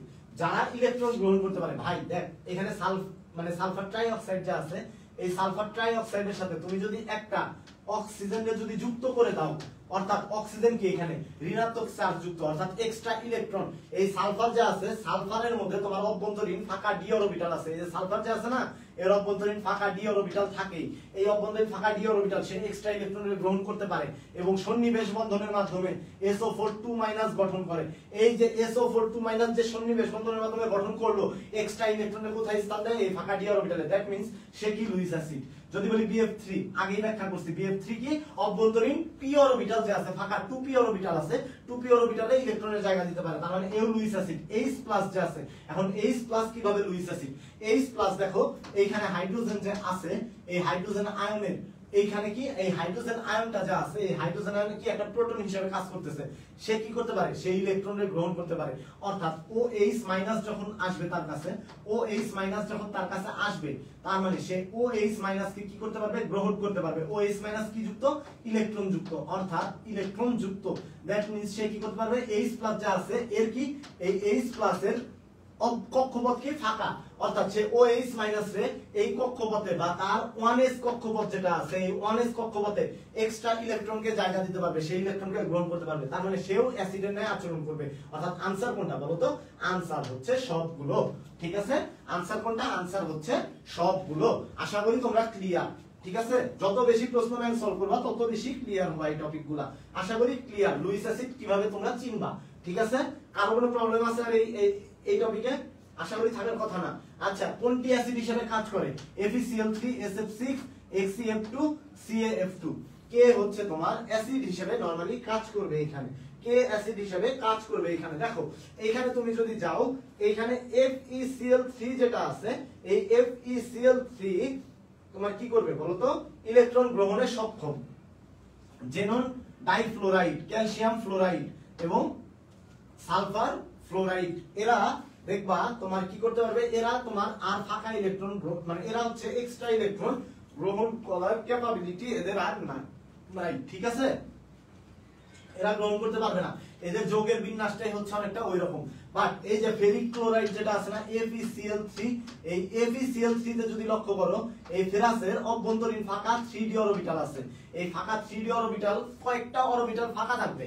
এই d অরবিটাল যেগুলো ফাঁকা আছে সেইগুলোতে সে কি করতে পারবে, সে জায়গা দিতে পারবে কাকে, নবাগত ইলেকট্রনকে। দ্যাট মিন্স সে হচ্ছে তোমার কি অ্যাসিড হিসেবে কাজ করবে। যারা ইলেকট্রন গ্রহণ করে তারা হচ্ছে কি অ্যাসিড। অর্থাৎ এটা কি হবে, এটার आंसर হবে এ নাম্বার। চলো পরবর্তী প্রশ্নে যাই।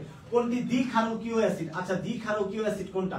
যারা হচ্ছে দুইটা হাইড্রোজেন হাইড্রোক্সিল আয়নকে প্রশমিত করবে, দুইটা হাইড্রোক্সিল আয়নকে প্রশমিত করতে পারবে যারা, তারাই হচ্ছে দ্বিক্ষারকীয় অ্যাসিড। ঠিক আছে, এবার মাথায় রাখবা তারা কি দ্বিক্ষারকীয় অ্যাসিড। এখন এইখানে দেখো H3PO2 H3PO3 নাকি এই যে CH3COOH নাকি কোনটি নয়, কোনটি নয়, কোনটা কোনটা হচ্ছে তোমার কি বলো তো দ্বিক্ষারকীয় অ্যাসিড কোনটা? কেউ বলতে পারবে এটা কোনটা দ্বিক্ষারকীয় অ্যাসিড? দেখি কেউ বলতে পারো কিনা কোনটি দ্বিক্ষারকীয় অ্যাসিড?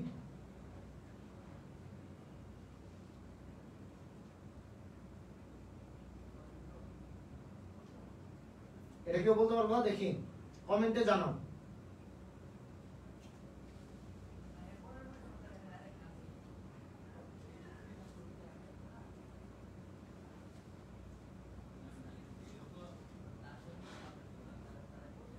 बारो নম্বরে आंसर দাও সবাই, দেখি কোনটা দ্বিক্ষারকীয় অ্যাসিড কেউ বলতে পারে কিনা।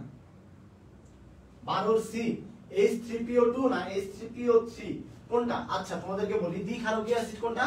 যারা হচ্ছে দুইটা হাইড্রোক্সিল আয়নকে অপসারণ করতে পারবে। তুমি যদি এখানে যাও দেখো উৎপন্ন হবে কি বলো তো, একটা H+ উৎপন্ন হবে এবং প্লাস CH3 C+O- এরকম উৎপন্ন হবে। এইখান থেকে যদি যাও 2H+ উৎপন্ন হবে, 2H+ উৎপন্ন হবে প্লাস HPO তোমার কি 3 HPO3 মানে মাইনাস এরকম একটা উৎপন্ন হবে। মূলত এই যে PO3 যা আছে না, এই PO3 এর সাথে একটা হাইড্রোজেন সন্নিবেশ বন্ধনের মানে তোমার হচ্ছে সমযোজী বন্ধনের মাধ্যমে আছে। ঠিক আছে, সমযোজী বন্ধনের মাধ্যমে আছে। আর বাকি দুইটা যা আছে এই দুইটা হচ্ছে একদম মুক্ত অবস্থায় থাকে, যে দুইটাকে সে কি করতে পারে, রিলিজ করতে পারে। আর এইখান থেকে যদি যাও এই যৌগের ক্ষেত্রে একটা হাইড্রোজেন আয়ন দিবে। কয়টা দিবে? একটা হাইড্রোজেন আয়ন দিবে। এটা কয়টা? একটা হাইড্রোজেন আয়ন, অর্থাৎ 1H+। যার জন্য এই PO2 H3PO2 এখানে বাকি যে দুইটা হাইড্রোজেন আছে এই দুইটা হাইড্রোজেন এই PO2 এর সাথে এক ধরনের সন্নিবেশ সমযোজী বন্ধনের মাধ্যমে আছে। আর এখানে একটা হাইড্রোজেন সন্নিবেশ সমযোজী বন্ধনের মাধ্যমে আছে, আরেকটা হাইড্রোজেন কি করতেছে বলো তো, আরেকটা হাইড্রোজেন তোমার হচ্ছে সহজেই মুক্ত হইতে পারছে, সরি আর দুইটা হাইড্রোজেন সহজেই মুক্ত হইতে পারছে। দ্যাট মিন্স এইটা হচ্ছে তোমার কি দ্বিক্ষারকীয় অ্যাসিড। ঠিক আছে, এটা কি 12 বি নাম্বার হচ্ছে দ্বিক্ষারকীয় অ্যাসিড। এইটুকু মাথায় রাখবা। এইটা হচ্ছে মনোক্ষারকীয় অ্যাসিড বা এইটা হচ্ছে মনোক্ষারকীয় অ্যাসিড, আবার এই যে এইটা যা আছে এইটাও হচ্ছে মনোক্ষারকীয় অ্যাসিড। এরা দুইজনেই হচ্ছে মনোক্ষারকীয় অ্যাসিড। বাট ওই H3PO3 যেটা সেটা হচ্ছে দ্বিক্ষারকীয় অ্যাসিড। আর ত্রিক্ষারকীয় অ্যাসিড কোনটা বা ত্রিক্ষারকীয় অম্ল কোনটা? H3PO4 আছে না, এইটা তিনটা হাইড্রোজেনকে রিলিজ করে দিতে পারে। এই যে তিনটা হাইড্রোজেনকে দেয় এইটা হচ্ছে ত্রিক্ষারকীয় অ্যাসিড। ঠিক আছে, আর যদি বলি দ্বিঅম্লীয় ক্ষারক বা ত্রিঅম্লীয় ক্ষারক, যারা যেমন তোমার অ্যালুমিনিয়াম হাইড্রোক্সাইড যদি বলি AlOH3, এ কি? এ হচ্ছে ত্রিঅম্লীয় ক্ষারক। কেন? কারণ এর কাছ থেকে তিনটা হাইড্রোক্সিল আয়ন আসে। এই তিনটা হাইড্রোক্সিল আয়ন যে আছে এই তিনটা হাইড্রোক্সিল আয়ন তিনটা অ্যাসিডকে বা তিনটা হাইড্রোজেন আয়নকে প্রশমিত করতে পারে। দ্যাট মিন্স এটা কি ত্রিঅম্লীয় ক্ষারক। এটা কি ত্রিঅম্লীয় ক্ষারক। ঠিক আছে, এইভাবে মাথায় রাখবা। এইটা কোনটা? এইটা হচ্ছে বি নাম্বার, অর্থাৎ দ্বিক্ষারকীয় অ্যাসিড কোনটা? H3PO3। চলো পরবর্তীতে যাই। অ্যাসিড বৃষ্টির pH কত? 6.8 এর বেশি, 5.6 এর কম, 5.8। কোনটা? অ্যাসিড বৃষ্টির pH কত? অ্যাসিড বৃষ্টির pH এর পানি যদি নরমালি যদি বৃষ্টির পানির pH 5.6 এর নিচে হয় তাহলে তাকে আমরা কি বলি? অ্যাসিড বৃষ্টি বলি। অ্যাসিড বৃষ্টি কখন হয়? যদি pH 6.0 নিচে হয়। যদি pH 5.6 এর নিচে হয়, যদি বৃষ্টির পানির pH, কার pH? বৃষ্টির পানির pH। ঠিক আছে, তোমার চোখের পানির pH না, কিন্তু বৃষ্টির পানির pH। তোমার চোখের পানির কথা বলে নাই। যদি বৃষ্টির পানির pH 5.6 এর নিচে হয় তাহলে তাকে আমরা কি বলি বলতো? তাহলে তাকে আমরা বলি হচ্ছে অ্যাসিড বৃষ্টি। তার মানে এটা কত হবে? 5.6 এর নিচে হবে। আচ্ছা চলো পরবর্তী প্রশ্নে যাই আমরা। দেখো কোন বিক্রিয়াটি বায়ুমণ্ডলে অ্যাসিড বৃষ্টি উৎপাদনে জড়িত? কোন বিক্রিয়াটি বায়ুমণ্ডলে অ্যাসিড বৃষ্টি উৎপাদনে জড়িত? কোন বিক্রিয়াটা বায়ুমণ্ডলে অ্যাসিড বৃষ্টি উৎপন্ন করে? দেখো এইখানে সালফার প্লাস অক্সিজেন, এইটা কি সালফার ডাই অক্সাইড। সালফার ডাই অক্সাইডটা নরমালি হচ্ছে সালফার আর অক্সিজেন মিলিত হয়ে সালফার ডাই অক্সাইড উৎপন্ন করে, কিন্তু এই সালফার আর অক্সিজেন তো সালফার আর অক্সিজেন মিলিত হয়ে সালফার ডাই অক্সাইড উৎপন্ন হইছে। আবার এখানে কি হইছে? হাইড্রোজেন প্লাস অক্সিজেন, পানি উৎপন্ন হইছে। কার্বন প্লাস অক্সিজেন, কার্বন ডাই অক্সাইড। দেখো carbon monoxide plus oxygen, carbon ডাই অক্সাইড। এখন এইখানে সালফার প্লাস অক্সিজেন মিলা সালফার ডাই অক্সাইড উৎপন্ন হইছে। আর সালফার ডাই অক্সাইড কি কখনো তোমার সরাসরি মানে পরে ওইভাবে পড়ে না, এই কি করে অ্যাসিড বৃষ্টির সাথে বা বৃষ্টির পানির সাথে মিক্সড হয় সালফিউরাস অ্যাসিড তৈরি করে। এই যে এইটার নাম কি? Sulphurous acid. এই সালফিউরাস অ্যাসিডটা বৃষ্টির পানিতে থাকে, ফলে তোমার এইটা বায়ুমণ্ডলে অ্যাসিড বৃষ্টি উৎপাদনে জড়িত কোনটা? এই যে এই বিক্রিয়াটা জড়িত, অর্থাৎ সালফার ডাই অক্সাইড প্লাস পানি মিলা সালফিউরাস অ্যাসিড উৎপন্ন করছে। এই সালফিউরাস অ্যাসিডটাই বৃষ্টির পানির সাথে নিচে পড়ে, ফলে এইটা কি? এইটা হচ্ছে অ্যাসিড বৃষ্টি তৈরি করছে। সালফিউরাস কি? অ্যাসিড। সালফিউরাস অ্যাসিড, এই জিনিসটুকু মাথায় রাখো। কি acid? Sulphurous acid. That means এটা হচ্ছে অ্যাসিড বৃষ্টির বিক্রিয়া, ঠিক আছে? আর যদি বলো যে কার্বন ডাই অক্সাইড, তো কার্বন ডাই অক্সাইড এও তো পানির সাথে মিক্সড হয়ে তোমার কি উৎপন্ন করে? কার্বনিক অ্যাসিড উৎপন্ন করে, তাই না ভাইরা? কিন্তু কার্বনিক অ্যাসিড উৎপন্ন করে এই যে কার্বন ডাই অক্সাইড গ্যাসকে যে তুমি পানির মধ্যে মিক্সড করছো, এই পানির মধ্যে মিক্সড হয় না নরমালি, এটাকে তুমি উচ্চ চাপের মাধ্যমে তোমাকে মিক্সড করতে হবে, প্রেসার দিয়ে এই কার্বন ডাই অক্সাইডকে তোমার কি করতে হয়? পানির মধ্যে মিক্সড করতে হয়। তার মানে এইটা অ্যাসিড বৃষ্টির উপাদান না, অর্থাৎ অ্যাসিড বৃষ্টি কার্বন ডাই অক্সাইড কি করে না? অ্যাসিড বৃষ্টির জন্য দায়ী নয়, এইটা মাথায় রাখো। অনেক সময় অনেকে এটা ভুল করে দিয়ে আসে, ঠিক আছে? যে বায়ুতে তো প্রচুর কার্বন ডাই অক্সাইড, তাহলে তো বৃষ্টির পানির সাথে এটা মিক্সড হয়ে তোমার কি উৎপন্ন করবে? অ্যাসিড বৃষ্টি উৎপন্ন করবে। বাট এটা কি? এটা অ্যাসিড বৃষ্টির জন্য দায়ী নয়। এই কার্বন ডাই অক্সাইড অ্যাসিড বৃষ্টির জন্য কি নয়? দায়ী নয়, অ্যাসিড বৃষ্টির জন্য দায়ী নয়। আর এইটা কি? প্রধান গ্রিনহাউস গ্যাস। প্রধান গ্রিনহাউস গ্যাস, এটা অনেকে ভুল করে, অনেকে মিথেন দেয়, অনেকে সিএফসি দেয়। বাট প্রধান গ্রিনহাউস গ্যাস কোনটা? কার্বন ডাই অক্সাইড। প্রধান গ্রিনহাউস গ্যাস হচ্ছে কার্বন ডাই অক্সাইড। এই প্রশ্নটা ভুল করো না কেউ। এটা হচ্ছে আনসার কোনটা? আনসার হচ্ছে এ নাম্বার। চলো পরবর্তীতে যাই। জলীয় দ্রবণের ক্ষেত্রে কোনটি সত্য নয়? KNO3 দ্রবীভূত করলে দ্রবণ উত্তপ্ত হয়, চুন দ্রবীভূত করলে দ্রবণ উত্তপ্ত হয়, গ্লুকোজ দ্রবীভূত করলে দ্রবণ ঠান্ডা হয়, অনাদ্র কপার সালফেট দ্রবীভূত করলে দ্রবণ উত্তপ্ত হয়। কোনটা? নিচের কোনটা সঠিক নয়? এই যে দেখো এইখানে চুন দ্রবীভূত করছো তুমি, চুন যেটা আছে অর্থাৎ ক্যালসিয়াম কার্বনেট প্লাস তুমি কি করছো? পানি দিছো, ফলে সেটা কি? ক্যালসিয়াম কার্বনেটটা পানির মধ্যে ছাইড়া দিলে ক্যালসিয়াম হাইড্রোক্সাইড উৎপন্ন হবে, ওইখানে টেম্পারেচার উৎপন্ন হবে। তুমি চুনকে পানির মধ্যে ছাইড়া দিয়ে দেখো, তারপরে ওই চুনের মধ্যে হাত দিও, দেখো কি পরিমাণ গরম হয়, ঠিক আছে? আমরা এটা সঠিক। গ্লুকোজ দ্রবীভূত করছো, গ্লুকোজ একটা দ্রবণের মধ্যে বা পানির মধ্যে তুমি যদি গ্লুকোজ দ্রবীভূত করো, দেখবা যে পানিটা আরো ঠান্ডা হয়েছে, কারণ এখানে তাপ হারি বিক্রিয়া করতেছে, আর এইখানে তাপ উৎপাদী বিক্রিয়া করতেছে, এইখানে তাপ হারি বিক্রিয়া করতেছে। আবার অনাদ্র কপার সালফেট দ্রবীভূত করলে দ্রবণ উৎপন্ন হয়। হ্যাঁ, কপার সালফেট অনাদ্র অবস্থায় এটা কি হবে? এটা হচ্ছে টেম্পারেচার কমে যাবে, এই জিনিসটা মাথায় রেখো। এটা কি হবে? টেম্পারেচার কমে যাবে। 15 নাম্বার এ। আচ্ছা চলো পরবর্তী প্রশ্নে যাই। কোন দুটি অ্যাসিড বৃষ্টিতে থাকে?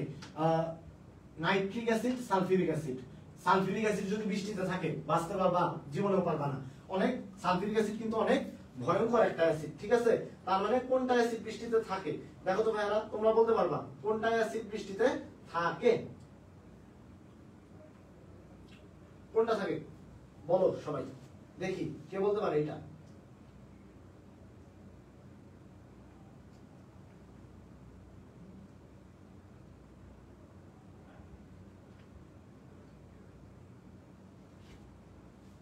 আচ্ছা দেখো, কোন দুটি অ্যাসিড বৃষ্টিতে থাকে? নরমালি হচ্ছে nitric acid, sulphuric acid. HCl H2CO3, HCl সবচেয়ে তীব্র অ্যাসিড, ঠিক আছে? মানে এইগুলোর মধ্যে কম্পারেটিভলি যদি চিন্তা করো, নাকি ethanoic acid, phosphoric acid, hydrochloric acid নাকি ফসফরিক অ্যাসিড। এই যে ফসফরিক অ্যাসিডের এটা সংকেতটা একটু আছে, H3PO4 এইভাবে। এখন কোন অ্যাসিডটা তোমার ইয়ের মধ্যে থাকে, অ্যাসিড বৃষ্টিতে থাকে? বলতে পারবে এটা? কোনটা অ্যাসিড বৃষ্টিতে থাকে? কোনটা অ্যাসিড বৃষ্টিতে থাকে বলো?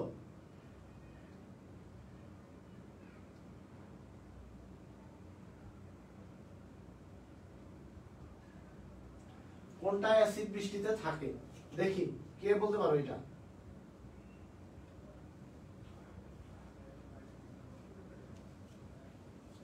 নরমালি কোন অঞ্চলে যদি তোমার হয় মৃদু সালফিউরিক অ্যাসিড অনেক সময় উৎপন্ন হইতে পারে যদি তোমার কোন মানে শিল্পাঞ্চলের যে এলাকাগুলো আছে ওই শিল্পোন্নত এলাকাগুলোতে তোমার কি থাকে, এই যে নাইট্রোজেন ডাইঅক্সাইড গ্যাস আছে, নাইট্রোজেন ডাইঅক্সাইড, তারপর সালফার ডাইঅক্সাইড আছে।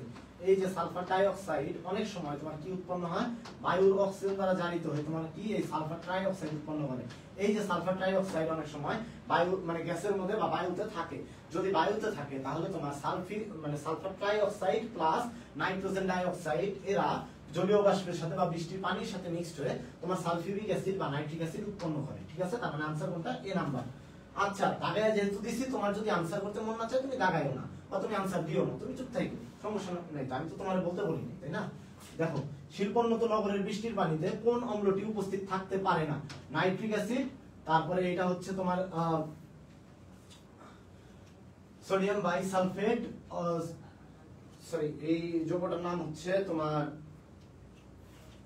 আচ্ছা দেখো এটা হচ্ছে তোমার কি সালফিউরাস অ্যাসিড, সালফিউরিক অ্যাসিড, নাকি এটা হচ্ছে নাইট্রিক অ্যাসিড, নাকি এটা হচ্ছে সোডিয়াম পাইরোসালফেট, আর কি বলি আমরা নরমালি সোডিয়াম পাইরোসালফেট বা সোডিয়াম পাইরোসালফেট বা পাইরোসালফিউরিক অ্যাসিড। কোনটা?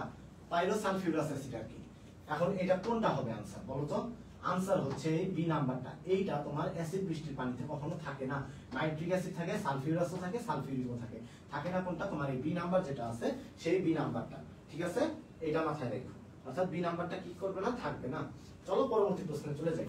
সালফার ডাই অক্সাইড দ্বারা সৃষ্ট কোন অম্লের কারণে শিল্পোন্নত নগরের বৃষ্টির পানিতে ধাতব সেতুর ক্ষয় হয়?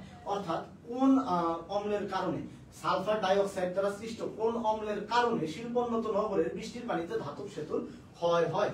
এটা বলতে পারবা কেউ?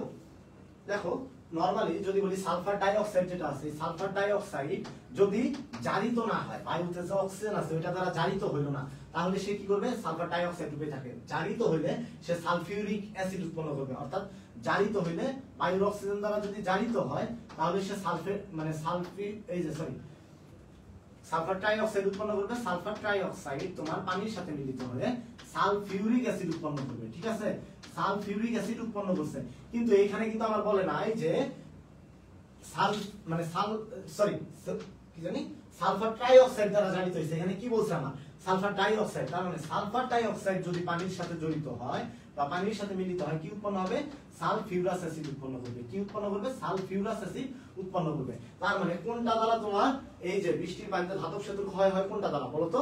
তোমার ধাতব সেতুর যে ক্ষয় হয় সেটা হচ্ছে তোমার এই সালফিউরাস অ্যাসিড যে আছে, এই সালফিউরাস অ্যাসিড দ্বারা কি হয়?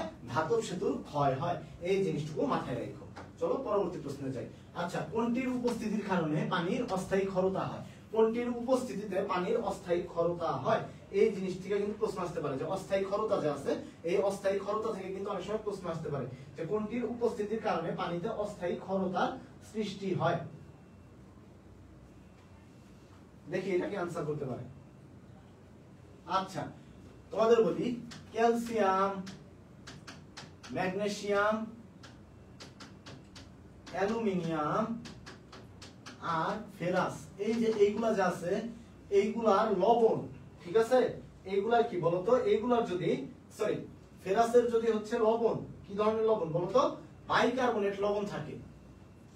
বাইকার্বনেট লবণ, বাইকার্বনেট লবণ কি হবে? অস্থায়ী ক্ষরতা। অস্থায়ী ক্ষরতা। ঠিক আছে, বাইকার্বনেট লবণ থাকলে কি? অস্থায়ী ক্ষরতা। আর যদি ক্যালসিয়াম, ম্যাগনেসিয়াম আর আরেকটা কি বলতো? অ্যালুমিনিয়াম যা আছে, এদের যদি তোমার কি ক্লোরাইড বা সালফেট লবণ, ক্লোরাইড বা সালফেট লবণ, স্থায়ী ক্ষরতা, ক্লোরাইড বা সালফেট লবণ কি হবে? স্থায়ী ক্ষরতা হবে। স্থায়ী ক্ষরতা। অস্থায়ী ক্ষরতা যদি তৈরি হয়, অস্থায়ী ক্ষরতা তুমি কিভাবে করতে পারবা? তার মানে এই যে ক্যালসিয়াম বাইকার্বনেট আছে, তার মানে এখানে কার্বনেট যেটা আছে ওইটা দ্বারা তুমি কি বুঝতেছো? যে অস্থায়ী ক্ষরতা। আর অস্থায়ী ক্ষরতা তুমি দূর করতে পারবা কিভাবে বলো তো? তুমি পারমুটিটের সাহায্যে বা বয়েলিং করে বা হচ্ছে তুমি কি তাপমাত্রার মাধ্যমে বা তাপ প্রয়োগ করে তুমি অস্থায়ী ক্ষারতা দূর করতে পারবা, ঠিক আছে? এটা কি করবা? তাপমাত্রা দিয়ে দূর করতে পারবা। বাট স্থায়ী ক্ষারতা যেটা আছে সেটা পারমুটিক পদ্ধতিতে তোমার কি করতে হবে? এই স্থায়ী ক্ষারতাটা দূর করতে হবে। আর অস্থায়ী ক্ষারতা যেটা আছে সেটা দূর করার উপায় কি? তাপমাত্রা, ঠিক আছে? অস্থায়ী ক্ষারতা দূর করার উপায় কি? অস্থায়ী ক্ষারতা দূর করার উপায় হচ্ছে তাপমাত্রা। আর স্থায়ী ক্ষারতা যেটা আছে সেটা পারমুটিক পদ্ধতিতে তোমার কি করতে হবে? দূর করতে হবে। এই জিনিসটুকু মাথায় রাখো। আচ্ছা চলো, বিশ্ব স্বাস্থ্য সংস্থার সুপারিশ অনুযায়ী ভূগর্ভস্থ পানিতে আর্সেনিকের অনুমোদিত মাত্রা কত? এটা কেউ পারবা? ভূগর্ভস্থ পানিতে আর্সেনিকের মাত্রা কত WHO এর মতে, ঠিক আছে? এটার অনুমোদিত মাত্রা কত? যতটুকু মাত্রা থাকলে পানি গ্রহণ করতে পারবা, তার চেয়ে বেশি থাকলে পানি গ্রহণ করতে পারবা না। এটা মাথায় রাখবা। 0.01 মিলিগ্রাম পার লিটার, ঠিক আছে? 0.01 কি মিলিগ্রাম পার লিটার। এটা হচ্ছে বিশ্ব স্বাস্থ্য সংস্থা বা WHO এর অনুমোদিত মাত্রা। যদি বলি বাংলাদেশের অনুমোদিত মাত্রা কত? প্রশ্ন আসলো বাংলাদেশের অনুমোদিত মাত্রা কত? বাংলাদেশের অনুমোদিত মাত্রা,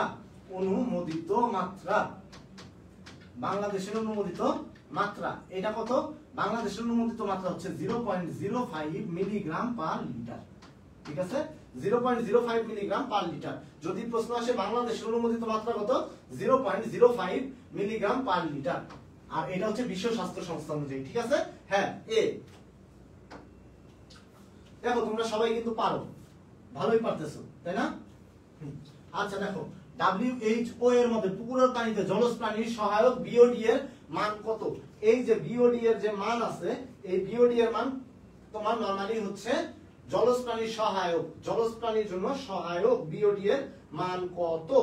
এই জলজ প্রাণীর জন্য সহায়ক BOD এর মান কত? ঠিক আছে? এখন তোমাদের বলি যে এইটা নরমালি যদি বলি যে অনুমোদিত মান কত, যদি 1 থেকে BOD এর মান, BOD এর মাত্রা যদি 1 থেকে 2 মিলিগ্রাম পার লিটার হয়, 2 মিলিগ্রাম পার লিটার। আচ্ছা BOD কি? বায়োলজিক্যাল অক্সিজেন ডিমান্ড, অর্থাৎ তোমার পানিতে জৈব বস্তু আছে সেটা দ্রবীভূত হইতে কতটুকু অক্সিজেন লাগবে সেটা হচ্ছে তোমার BOD এর মান, অর্থাৎ বায়োলজিক্যাল অক্সিজেন ডিমান্ড, অর্থাৎ জৈব বস্তু দ্রবীভূত হইতে যতটুকু পরিমাণ অক্সিজেন লাগবে। এই 1 থেকে 2 মিলিগ্রাম হইলে খুবই ভালো পানি, পানির কোয়ালিটি কেমন? খুবই ভালো, খুবই ভালো। যদি বলি তোমার কত? 3 milligram per litre, 3 milligram per litre, তাহলে মোটামুটি ভালো। কেমন? মোটামুটি ভালো, মোটামুটি ভালো, ঠিক আছে? যদি বলি 6 মিলিগ্রাম পার লিটার, এটা কি অনুমোদিত দূষণ মাত্রা, অনুমোদিত দূষণ মাত্রা, ঠিক আছে? দেখো এরপর যদি বলি তোমাদের 10 মিলিগ্রাম পার লিটার, দূষণ মাত্রা খারাপ, খারাপ পানি কেমন? দূষণ মাত্রা খারাপ, পানির দূষণ মাত্রা খারাপ। যদি বলি 20 মিলিগ্রাম পার লিটার, খুবই খারাপ, খুবই খারাপ, যেমন তোমার বুড়িগঙ্গা নদীর পানি, ঠিক আছে? খুবই খারাপ, এটা কি? এটা হচ্ছে বুড়িগঙ্গা নদীর পানি। এখন দেখো তোমাদের মাথায় রাখতে হবে যেহেতু অনুমোদিত দূষণ মাত্রা, তার মানে এই দূষণ মাত্রার যেতে কম যদি হয় তাহলেই হচ্ছে কি হবে? পুকুরের পানি জলজ প্রাণীর জন্য সহায়ক হবে। তার মানে অবভিয়াসলি 6 এর চাইতে কম হইতে হবে। যদি 6 এর চাইতে কম হয় তাহলে পুকুরের পানির BOD এর মান যদি 6 এর চাইতে কম হয় তাহলে কি হবে? পুকুরের পানি জলজ প্রাণীর জন্য বসবাসের সহায়ক হবে। আশা করি তোমরা সবাই এটা বুঝতে পারছো।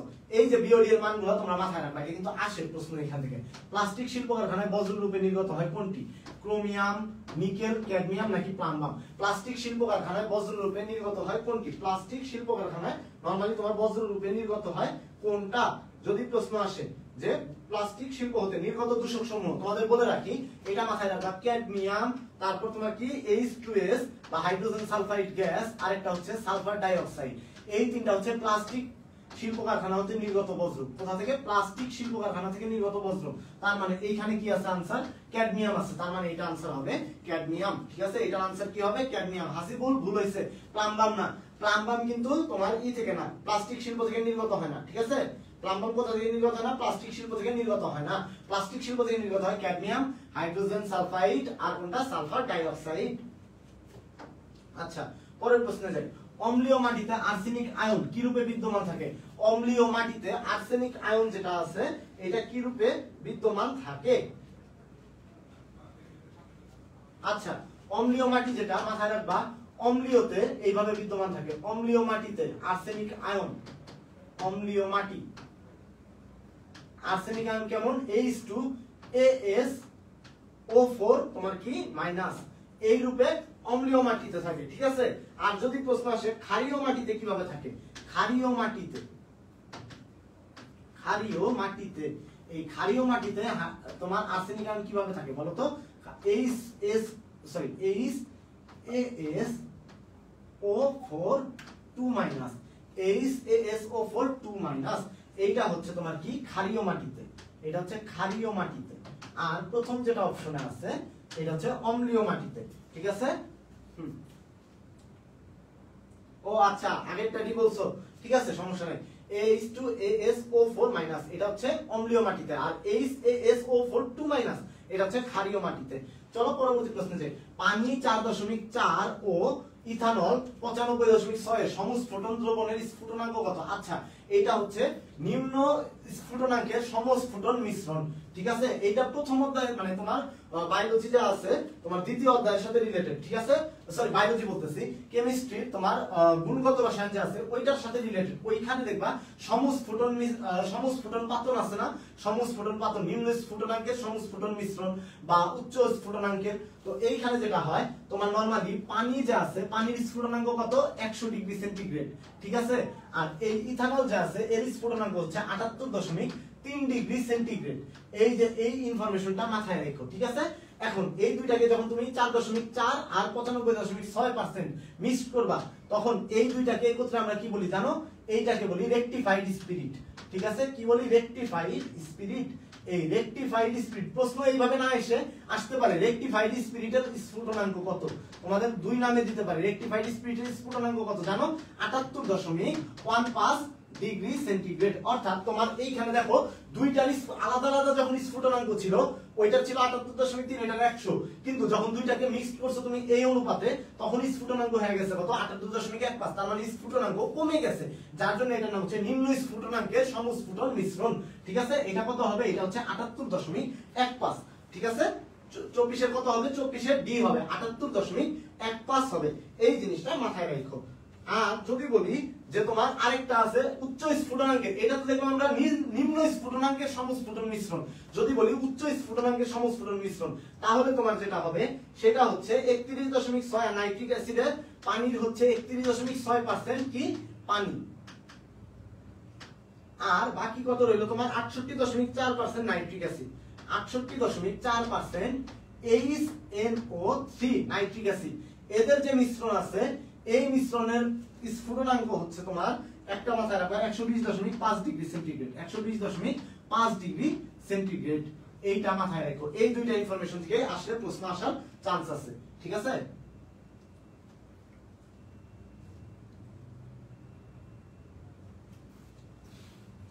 ইথানলের স্ফুটনাঙ্ক যেটা আছে ওইটা হচ্ছে 78.3 ডিগ্রি সেন্টিগ্রেড। পানির স্ফুটনাঙ্ক যেটা 100 ডিগ্রি সেন্টিগ্রেড। বাট দুইটারে যখন তুমি 4.4% আর 95.6% মিক্সড করবা উৎপন্ন হবে রেকটিফাইড স্পিরিট, যার স্ফুটনাঙ্ক হচ্ছে তোমার 78.15 ডিগ্রি সেন্টিগ্রেড। অর্থাৎ স্ফুটনাঙ্ক দুইটার চাইতেও কমে গেল, 78.3 এর চাইতেও কমে গেল, পানির চাইতেও কমে গেল। দুইটা যখন কমে যাবে তখন এটা কি নিম্ন স্ফুটনাঙ্কের মানে সমস্ফুটন মিশ্রণ, এইভাবে, ঠিক আছে। চলো পরবর্তী প্রশ্নে যাই। কোনটি সেকেন্ডারি দূষক উপাদান, nitrogen dioxide, H2S, sulphur dioxide নাকি কার্বন ডাইঅক্সাইড? কোনটি সেকেন্ডারি দূষক উপাদান এটা তোমরা মাথায় রাখবা। একটা হচ্ছে প্রাইমারি দূষক উপাদান আর একটা কোনটা সেকেন্ডারি দূষক উপাদান। তোমরা এটা মাথায় রাখবা যে প্রাইমারি দূষক যারা পরিবেশে সরাসরি মিশে যাইতে পারে, আর সেকেন্ডারি দূষক হচ্ছে প্রাইমারি দূষকের সাথে অনেক সময় যুক্ত হয়ে সেকেন্ডারি দূষক উৎপন্ন হয়। এই সেকেন্ডারি দূষকটা পরবর্তীতে পরিবেশে মিশে যায়। যেমন তোমার দেখো এইখানে তুমি যদি বলো যে কোনটা সেকেন্ডারি দূষক, নরমালি যদি তোমার বলি যে প্রাইমারি দূষক যারা হচ্ছে সরাসরি পরিবেশে মিশে যেতে পারে। এখন পরিবেশে কারা মিশে যেতে পারে বলতো, যারা যেমন তোমার এই যে নাইট্রোজেন ডাইঅক্সাইড, এটা কি বলতো, এই নাইট্রোজেন ডাইঅক্সাইড তোমার অনেক সময় সরাসরি পরিবেশে মিশে যেতে পারে না। অনেক সময় এরা কি হয় তোমার এই যে NO আছে না নাইট্রাস অক্সাইড এর সাথে তোমার যুক্ত হয়, সরি নাইট্রাস অক্সাইড বলতেছি, নাইট্রোজেন মনোক্সাইড এর সাথে তোমার কি হয় একটা অক্সিজেন যুক্ত হয়ে NO2 উৎপন্ন করে। এই যে NO2 উৎপন্ন করলো এইখানে, এইটা হচ্ছে প্রাইমারি দূষক। এই প্রাইমারি দূষকের সাথে একটা অক্সিজেন যুক্ত হয়ে তোমার উৎপন্ন করে কোনটা, এইটা। পরবর্তীতে এইটা আর এরা একত্রে মিক্সড হয়ে যেতে পারে, এরা হচ্ছে সেকেন্ডারি দূষক। তো সেকেন্ডারি দূষক কারা, সেকেন্ডারি দূষক তুমি মাথায় রাখবা সালফার ট্রাইঅক্সাইড, সেকেন্ডারি দূষক সালফার ট্রাইঅক্সাইড, তারপর কি নাইট্রোজেন ডাইঅক্সাইড, তারপর H2SO4 বা সালফিউরিক অ্যাসিড যেটা আছে, আর তোমার হচ্ছে N2O5 ও পেন্সের যৌগ সমূহ যারা আছে, এই যে এরা হচ্ছে তোমার কি, এরা হচ্ছে সেকেন্ডারি দূষক। ঠিক আছে, এরা হচ্ছে সেকেন্ডারি দূষক। এই সেকেন্ডারি দূষক যারা আছে, এই সেকেন্ডারি দূষক এদের নাম মাথায় রাখবা। এরা বাদে যারা আছে দুনিয়াতে তারা হচ্ছে প্রাইমারি দূষক। ঠিক আছে, যেসব দূষক আছে এরা বাদে যেসব দূষক আছে তারা হচ্ছে প্রাইমারি দূষক। আর এরা কি, এরা হচ্ছে সেকেন্ডারি দূষক। আনসার কোনটা? আনসার হচ্ছে এ। এই যেমন hydrogen sulphide, sulphur dioxide, carbon monoxide, এরা হচ্ছে প্রাইমারি দূষক। আশা করি তোমরা এই জিনিসটা কিন্তু মাথায় রাখতে পারবে। ঠিক আছে, এই জিনিসটা সবাই পারবা না যে সেকেন্ডারি দূষক যে কয়টার নাম বলছি এরা বাদে দুনিয়াতে যারা আছে সব প্রাইমারি দূষক। তুমি সেকেন্ডারি দূষকের নামগুলো মাথায় রেখো, তুমি জাস্ট পরবর্তীতে প্রাইমারি দূষকের নামগুলো তোমার জাস্ট মানে ওইগুলা বাদে অপশনে যা থাকবে ওইটা হচ্ছে প্রাইমারি দূষক। কোন শিল্প কারখানায় দূষক কার্বন মনোক্সাইড উৎপন্ন হয় না? ফাস্ট ফার্নেস, অটোমোবাইল, তাপ বিদ্যুৎ উৎপাদন কেন্দ্র নাকি কোল মাইন? কোথায় হচ্ছে তোমার এই কার্বন মনোক্সাইড উৎপন্ন হয় না? কোথায় কার্বন মনোক্সাইড উৎপন্ন হয় না? ঠিক আছে, এরকম যদি প্রশ্ন আসে কোথায় কার্বন মনোক্সাইড উৎপন্ন হয় না, নরমালি তাপ বিদ্যুৎ কেন্দ্র যে আছে এই তাপ বিদ্যুৎ কেন্দ্রে কার্বন মনোক্সাইড উৎপন্ন হয় না। But blast furnace, automobile, coal mine এগুলোতে কার্বন মনোক্সাইড উৎপন্ন হয়। এখন কার্বন মনোক্সাইড কোথায় কোথায় উৎপন্ন হয় বা কার্বন ডাই অক্সাইড কোথায় কোথায় উৎপন্ন হয় আমি তোমাদেরকে আজকে ক্লাস শেষে এই শর্ট ট্রিক্স গুলা গ্রুপে আমি জানিয়ে দিব। ঠিক আছে, আমি লিখে দিব, ওইগুলাতে তোমরা সবাই দেখে নিবা। ঠিক আছে, এই জিনিসটুকু মাথায় রেখো।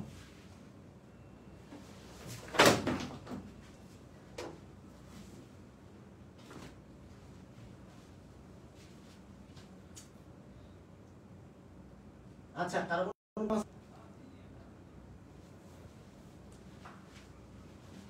আচ্ছা একটু নেট কানেকশন চলে গেছিল, যাই হোক ভাইয়া দেখো পরবর্তী প্রশ্ন চলে যাই। ঠিক আছে, মার্কারি সৃষ্ট প্রধান ঝুঁকি স্বাস্থ্য ঝুঁকি কি? কিডনিতে সমস্যা, লিভারের সমস্যা, অন্ত্রে সমস্যা নাকি স্নায়ুতন্ত্রের সমস্যা? মার্কারি বা পারদ যেটা আছে, ঠিক আছে, মার্কারি বা কি পারদ বলি আমরা বাংলায়, যেটা মার্কারি থেকে মেইন সমস্যাটা কোথায় হয়?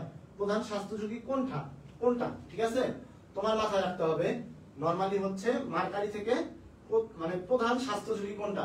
লিভারের সমস্যা, অন্ত্রের সমস্যা, কিডনিতে সমস্যা, এই যে সমস্যাগুলো আছে এইগুলাও সমস্যা দেখা যায়। বাট প্রধান ঝুঁকি হচ্ছে তোমার এই স্নায়ুতন্ত্রের সমস্যা হবে, এবং স্নায়ুতন্ত্রের সমস্যা হইলে আস্তে আস্তে সেইগুলো তোমার ধীরে ধীরে এই যে এইসব জায়গায় ছড়ায় পড়বে। বাট প্রধান সমস্যা এখানে বলেই দিছে প্রধান স্বাস্থ্য ঝুঁকি, প্রধান স্বাস্থ্য ঝুঁকি হচ্ছে স্নায়ুতন্ত্রে। আর বাকি যেগুলো আছে ওইগুলাতেও মার্কারি ঝুঁকি থাকে, এইগুলাতেও মার্কারি দূষণের ঝুঁকি থাকে। ঠিক আছে, মার্কারি দূষণের ফলে কিডনিতে সমস্যা হবে, লিভারের মধ্যে সব জায়গাতেই হবে। এই প্লাম্বাম যেটা আছে, এই প্লাম্বামের ক্রিয়ায় অনেক সময় তোমার কি উৎপন্ন হবে? এই প্লাম্বাম যে আছে, এই প্লাম্বাম অনেক সময় তোমার কি উৎপন্ন করবে বলতো? এই প্লাম্বাম দাঁতের মাড়িকে আমার অনেক সময় নীলাভ করে দিবে। কে? এই প্লাম্বাম। ঠিক আছে, এইটুকু মাথায় রাখো। আচ্ছা, কোনটি আদর্শ তরল দ্রবণ? পানি, ইথানল। এটা আদর্শ তরল দ্রবণ না। যদি বলি পানি আর হচ্ছে কার্বন মিথাইল ট্রাইক্লোরাইড, ঠিক আছে, এটা কি? এটা তোমার আদর্শ তরল না।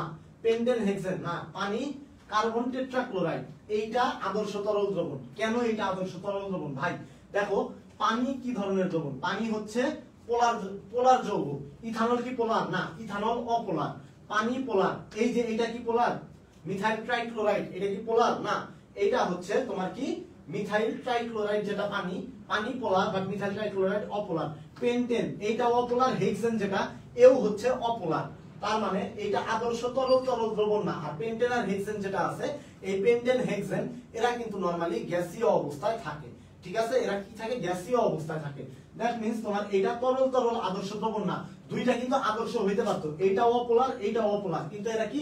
এরা গ্যাসীয় আদর্শ দ্রবণ। ঠিক আছে, গ্যাসীয় আদর্শ দ্রবণ। এখন যদি বলি তরল মানে আদর্শ তরল দ্রবণ কোনটা? পানীয় তরল কার্বন টেট্রাক্লোরাইড যে আছে এইটাও তরল, কিন্তু কার্বন টেট্রাক্লোরাইডের মধ্যে তোমার এই যে ক্লোরিন যে আছে না, ক্লোরাইন তীব্র তড়িৎ ঋণাত্মক মৌল, যার জন্য ক্লোরিনের এখানে আংশিক ঋণাত্মক, কার্বনের এখানে আংশিক ধনাত্মক চার্জের যে সৃষ্টি হবে, এই সৃষ্টতার কারণে এইটাও পোলার হয় এবং এইটার মধ্যেও আংশিক পোলারিটি দেখা যাবে। এই আংশিক পোলারিটির কারণে পানি আর কার্বন টেট্রাক্লোরাইড দুইজনেই তরল আকারে থাকবে এবং দুইজনেই কি হবে? তোমার আদর্শ তরল দ্রবণ উৎপন্ন করবে, অর্থাৎ এও পোলার, যার জন্য আদর্শ তরল দ্রবণ। আচ্ছা, বায়ুমণ্ডলে আয়তন হিসাবে 80% নাইট্রোজেন 20% অক্সিজেন থাকে, বায়ুর ঘনত্ব কাল কত? এইটাকে কিভাবে তোমরা করবা ম্যাথটা দেখো।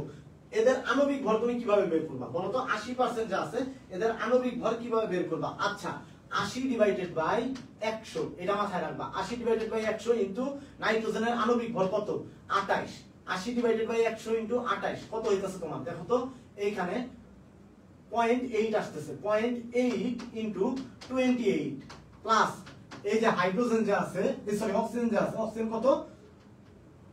20 বাই 100 আর অক্সিজেনের পারমাণবিক ভর কত? আণবিক ভর কত? 32। তার মানে দেখো 0.2 ইনটু 32 বা 32। ঠিক আছে, এখন তোমার যেটা করতে হবে এই দুইটার মধ্যে যোগ করে দিবা। এখন দেখো এই দুইটার মধ্যে যখন যোগ করবা তখন 28 ইনটু 0.8, এই 28 ইনটু 0.8 আর এই 32 ইনটু 0.2 এদের মধ্যে যখন গুণ করে দিবা, একটু হয়তো আমি একটাতে টাইম বেশি লাগবে, আনসার আসবে কত? 28.8।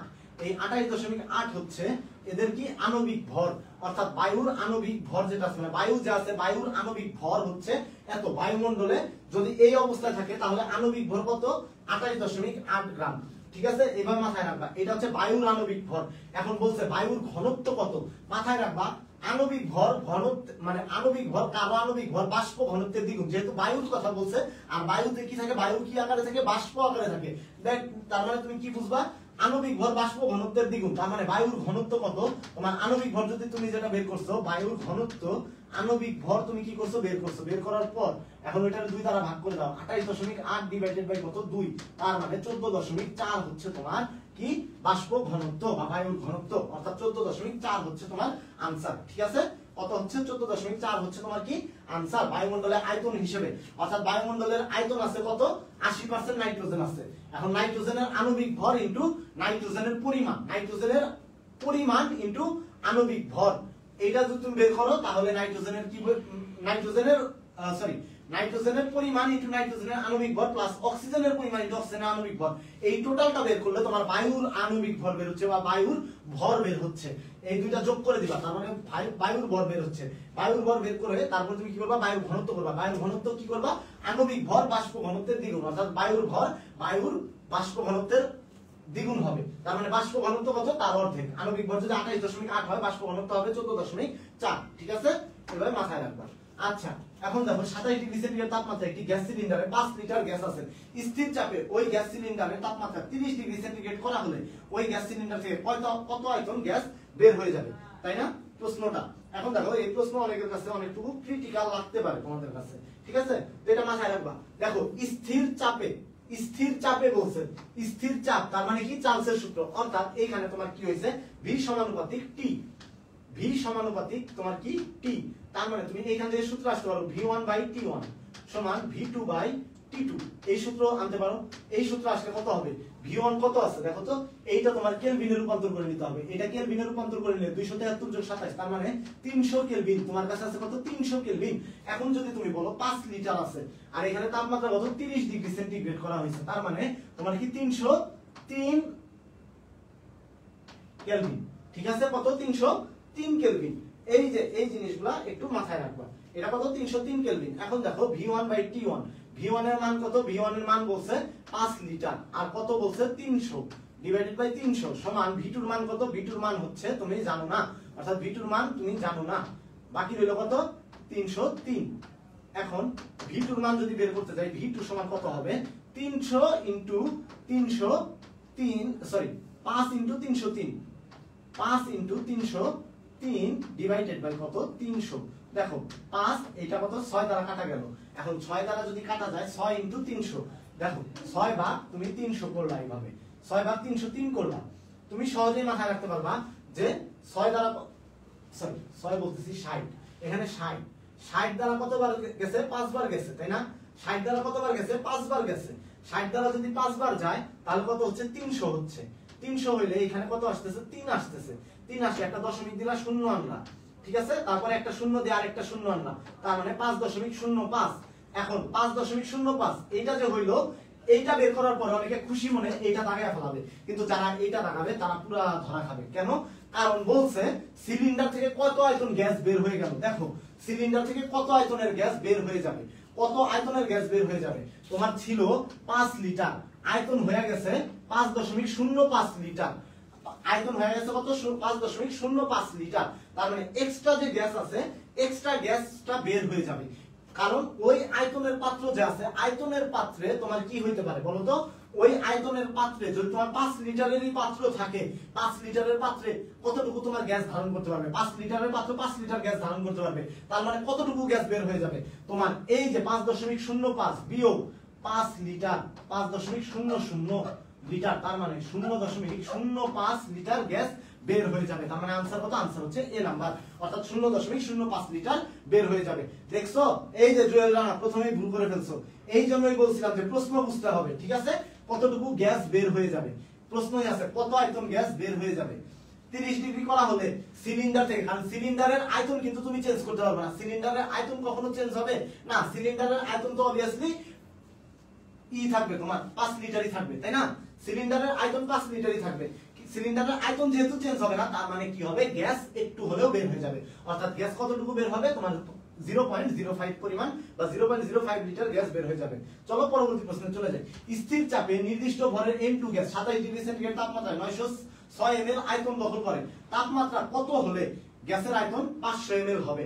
দেখো বলছে স্থির চাপ 906 ml আয়তন দখল করছে, তার মানে গ্যাসের আয়তন 500 ml হবে। টেম্পারেচার কত হইলে? টেম্পারেচার কত হইলে অর্থাৎ তাপমাত্রা কত হইলে? তোমার এটা মাথায় রাখতে হবে V1/T1, ওই সূত্র দিয়েই করবা। V2/T2, V1 এর মান জানো তুমি কত? 27 ডিগ্রি সেন্টিগ্রেড মানে 300 কেলভিন। 300 কেলভিন তুমি জানো, 300 ডিভাইডেড বাই টেম্পারেচার উপরে হচ্ছে তোমার কত? 906, 906 divided by 300 kelvin. R V2 এর মান কত বলো তো? 500, 500 ডিভাইডেড বাই কত? T2 এর মান কত বলো তো? T2 এর মান আমরা জানি না, এখন T2 এর মান আমরা বের করব।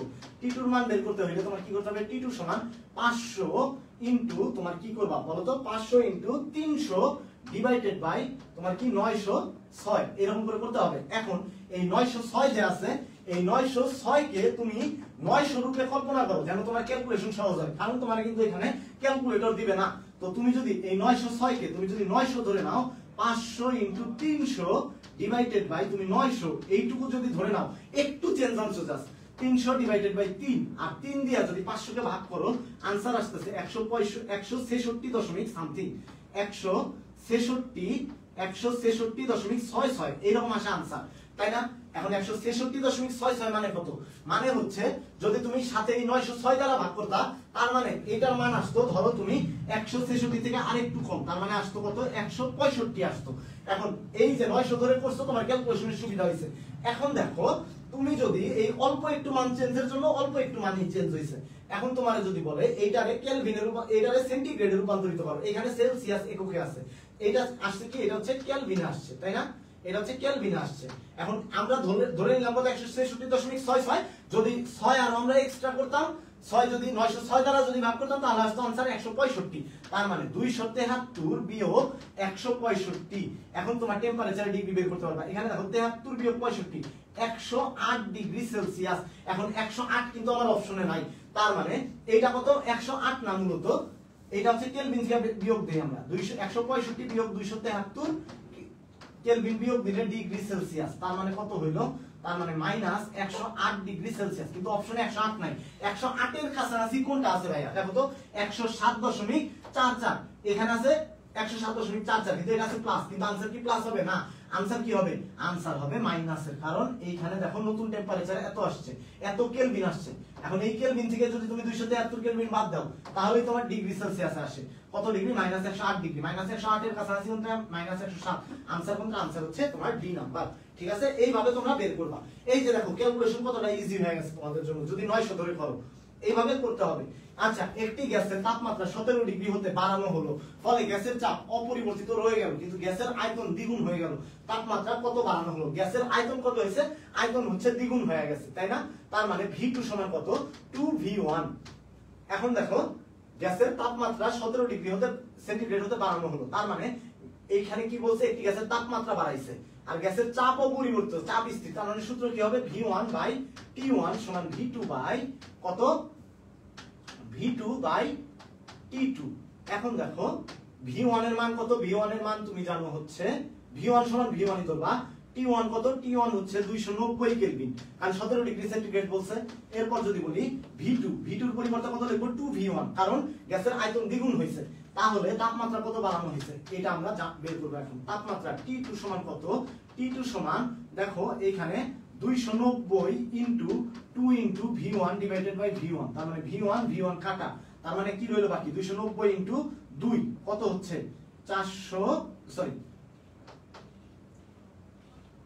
580। এই যে 580 কেলভিন যে উৎপন্ন হয়েছে, এই 580 কেলভিন কতটুকু বাড়ানো হয়েছে? বাড়ানো হয়েছে কতটুকু? 580 রে আগে তুমি কিসে রূপান্তরিত করবা? কেলভিনে রূপান্তরিত করো। সরি, কেলভিনে না, আগে সেন্টিগ্রেডে রূপান্তরিত করো। তার মানে 580 কেলভিন থেকে 273 কেলভিন বাদ দিলে তোমার যেটা আসবে সেটা হচ্ছে সেন্টিগ্রেডে রূপান্তরিত হবে। অর্থাৎ এইখান থেকে যদি তুমি 580 কত হচ্ছে 7, 8 এর থেকে 7 বাদ দিলে হয় 1, হাতে ছিল 1 0, আর 5 থেকে 2 বিয়োগ দিলে 3। দেখো 360 ডিগ্রি সেন্টিগ্রেড আসছে। এখন বলছে টেম্পারেচার কত ডিগ্রি বাড়ানো হয়েছে?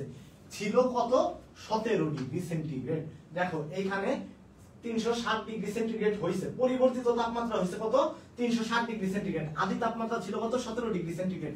তার মানে টেম্পারেচার পার্থক্য কত? 360 ডিগ্রি সেন্টিগ্রেড বিয়োগ কত? 17 ডিগ্রি সেন্টিগ্রেড। তার মানে তোমার आंसर কত? 290 ডিগ্রি সেন্টিগ্রেড। তার মানে টেম্পারেচার পরিবর্তিত হয়েছে বা টেম্পারেচার বাড়ানো হয়েছে কত ডিগ্রি সেন্টিগ্রেড? তোমার হচ্ছে 290 ডিগ্রি সেন্টিগ্রেড। ঠিক আছে, এইটা হচ্ছে आंसर। প্রশ্ন বুঝতে হবে তাপমাত্রা বাড়ানো হলো কতটুকু, আর একটা হচ্ছে তাপমাত্রা বৃদ্ধি পেয়ে কতটুকু হয়েছে। যদি বলতো তাপমাত্রা দ্বিগুণ হয়ে গেছে, তার মানে তাপমাত্রা বৃদ্ধি পাইলো কতটুকু, বা তাপমাত্রা বৃদ্ধি পেয়ে হইলো কতটুকু। তাপমাত্রা যদি বৃদ্ধি পাইলো কতটুকু বা শেষ তাপমাত্রা কত, তাহলে হয়তো তোমার 307। যেহেতু বলছে তাপমাত্রা বাড়ানো হয়েছে বা বৃদ্ধি করা হয়েছে কতটুকু, তার মানে তোমার আগে ছিল 17, পরে হয়েছে 307, তাহলে 307 থেকে 17 বাদ দিলে যতটুকু থাকবে ওইটুকু হচ্ছে বৃদ্ধি করা হয়েছে। প্রশ্নটা বুঝবা, ঠিক আছে ভাইরা? প্রশ্নটা বুঝে নিবা আগে। এই যে দেখো অনেকে 580 ডিগ্রি সেন্টিগ্রেড কেলভিনে যে রূপান্তরিত করে নাই, অনেকে এই যে এইটা দেখা এইভাবেই তোমারই করে ফেলবে, ম্যাথ করে ফেলবে। দেখবা অনেকেই করবে এই যে 580 ডিগ্রি সেন্টিগ্রেড দাগাবে, কিন্তু ভুল হবে। आंसर কোনটা? आंसर হচ্ছে 290 ডিগ্রি সেন্টিগ্রেড। চলো পরবর্তী প্রশ্নে চলে যাই। 27 ডিগ্রি সেন্টিগ্রেড তাপমাত্রা 102 কিলো প্যাসকেল চাপে তোমার হচ্ছে 250 ml মিথেন গ্যাসের ভর কত? দেখো এই যে প্রশ্নটা আছে, এই প্রশ্নটা তোমার সলভ করতে হবে কিভাবে বলো তো? তোমরা একটা সূত্র জানো, PV = NRT। ঠিক আছে, PV = কত? NRT। এখন n এর মান কত? PV n এর মান কত? তুমি W/m লিখতে পারো। W হচ্ছে গৃহীত ভর, আর m হচ্ছে আণবিক ভর, বা W হচ্ছে গৃহীত ভর বা প্রদত্ত ভর, আর RT। এখন এইখান থেকে তুমি কি বের করতে পারবা? W এর মান বের করো। W এর মান বের করতে গেলে তোমার কি করতে হবে? PVm divided by R into T। ঠিক আছে, এই যে PVm divided by R into T। এখন এইখানে কি কিসে দেওয়া আছে বলো তো ভাইরা? কিলো প্যাসকেলে দেওয়া আছে, প্যাসকেলে দেওয়া আছে। এখন প্যাসকেলে যদি দেওয়া থাকে তাহলে তোমার এই যে RT মানে R এর মান কত ধরবা? R এর মান ধরবা তুমি হচ্ছে ওইখানে কিলো প্যাসকেল, P এর মান, P হচ্ছে চাপ, তাই না? 102 into 10 to the power minus, sorry 102 into 10 to the power 23, কারণ কিলো প্যাসকেল আছে, প্যাসকেলে নাও। 10 to the power 3, 102 into 10 to the power 3। আয়তন কত দেওয়া আছে? 250 ml দেওয়া আছে। আচ্ছা, আয়তন যে 250 ml দেওয়া আছে, এখন এই আয়তনটা কি করবা তোমরা বলো তো? দেখি কমেন্টে জানাও আয়তন কি করবা। আমি একটু শুনতে চাই তোমাদের কাছে যে আয়তনের মধ্যে চেঞ্জ আনবা কিভাবে। কেউ বলতে পারবা আয়তনের মধ্যে চেঞ্জ আনবা কিভাবে? আয়তনটাকে পরিবর্তন যে করবা, আয়তন কতটুকু পরিবর্তন করবা? এখানে মিলিলিটারে দেওয়া আছে, আয়তনটাকে কিসে নিবা?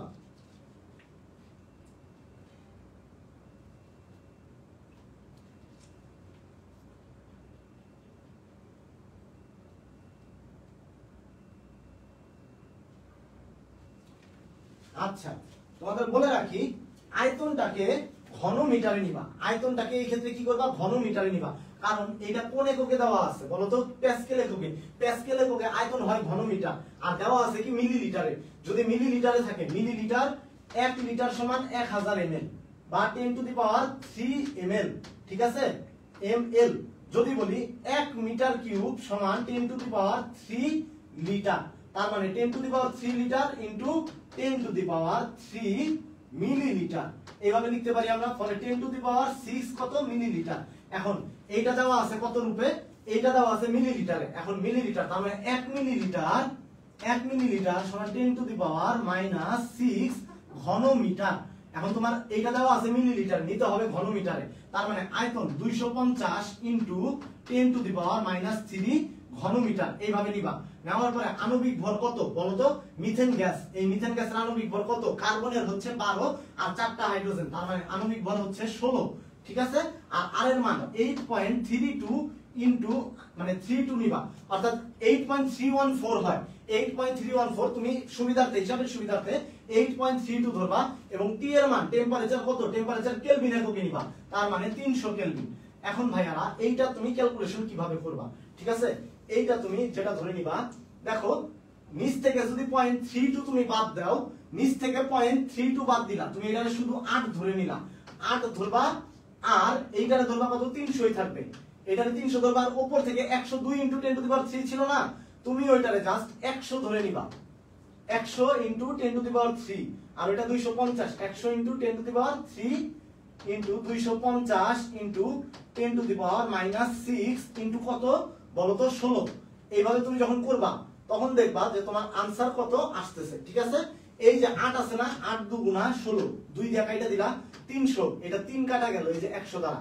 এখন দেখো এই যে 250 ডিভাইডেড বাই 3, অর্থাৎ 10 to the power 3 R 10 to the পাওয়ার -6 কত হয়ে যাবে তোমার, 250 ইনটু 10 টু দি পাওয়ার -6। এইটাকে তুমি ভাগ করবা কত দ্বারা, ডিভাইডেড বাই তোমার হচ্ছে 3। এখন 3 দ্বারা 250 কে তুমি ভাগ করো, 3 দ্বারা 250 কে যদি তুমি ভাগ করো কত আসবে, 0 পয়েন্ট কত আসবে, 0 পয়েন্ট তোমার একটা মান আসবে। ঠিক আছে, তোমার মান আসবে 0.16 সামথিং আর কি, এরকম একটা আসবে। তো সরি 0.16 না, তোমার হচ্ছে একটা মান আসবে যে 16 সামথিং, এরকম একটা মান আসার পরে তুমি সেটাকে জাস্ট এই যে 10 টু দি পাওয়ার -6 বলছি, 10 টু দি পাওয়ার -3 যে আছে তোমার 3 ঘর আগে দশমিক দিয়ে দিবা। এরকম যদি দাও দেখবা যে তোমার একটা কাছাকাছি মান আসবে, যে মানটা হচ্ছে এই যে ডি নাম্বার 0.16368 যেটা আছে, অর্থাৎ তোমার প্রথম ঘরে যদি তোমার এইরকম আসে যে 16 বা 1 দিয়ে কোনো কিছু আসে, তাহলে आंसर তোমার কোনটা হবে, ডি হয়ে যাবে। তোমরা এই যে এইভাবে করবা। ঠিক আছে, হ্যাঁ লিটার অ্যাটমোস্ফিয়ারে কোকে আনতে হবে, এইভাবে মানগুলা করবা, সলভ করবা। ঠিক আছে, এখন চলো পরবর্তী প্রশ্নে চলে যাই আমরা। 27 ডিগ্রি সেন্টিগ্রেড তাপমাত্রা এবং বায়ুমণ্ডলীয় চাপে নির্দিষ্ট পরিমাণ বায়ুর আয়তন 500 ঘন সেন্টিমিটার। বায়ুর চাপ স্থির থাকলে তোমার ওই তাপমাত্রায় কি পরিমাণ মানে বায়ুর আয়তন দ্বিগুণ হবে। এখন দেখো তোমার এই যে 35 নম্বর যে প্রশ্ন আছে, এইটাও তোমার ওই আগেরটার মতোই, v1 বাই t1 সমান v2 বাই কি করবা t2। এই যে এইভাবে যখন তুমি করবা, তারপরে দেখো t2 এর মান তোমার বের করতে হবে। এই যে t2 এর মান যখন তুমি বের করবা, t2 এর মান বের করলা, ওই পরিমাণ বায়ুর আয়তন দ্বিগুণ হবে, বায়ুর চাপ স্থির থাকবে কত তাপমাত্রায়, তার মানে t2 এর মান বের করতে হবে তোমার।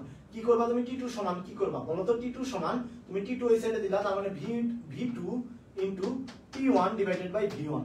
এখন v2 কত, যে বায়ুর আয়তন দ্বিগুণ হবে, বায়ুর আয়তন দ্বিগুণ হওয়া মানে 2v1 আর t1 এর মান কত, t1 এর মান তুমি জানো 300, আর নিচে হচ্ছে কত তোমার v1, আদি আয়তন আর শেষ আয়তন কত দ্বিগুণ, তার মানে কাটা হইলো কত 600 কেলভিন। এই যে 600 কেলভিন যে হইলো t2 তাপমাত্রা, তার মানে কত 600 বিয়োগ 273, তার মানে কত হচ্ছে 327 ডিগ্রি সেন্টিগ্রেড। 327 ডিগ্রি সেন্টিগ্রেড কত তাপমাত্রায় দ্বিগুণ হবে, 327 ডিগ্রি সেন্টিগ্রেড। কেউ আবার বললো না 327 কেলভিন, 327 ডিগ্রি সেন্টিগ্রেডে দ্বিগুণ হবে, এইভাবে মাথায় রাখবা। আচ্ছা, একটি অক্সিজেন সিলিন্ডার 250 অ্যাটমসফিয়ার চাপ সহ্য করতে পারে। সিলিন্ডারটিকে 125 অ্যাটমসফিয়ার চাপেও 27 ডিগ্রি সেন্টিগ্রেড তাপমাত্রায় অক্সিজেন গ্যাস দ্বারা পূর্ণ করা হলো, কত তাপমাত্রায় সিলিন্ডারটি বিস্ফোরিত হবে। অর্থাৎ যখন তোমার এই যে এই চাপটা অতিক্রম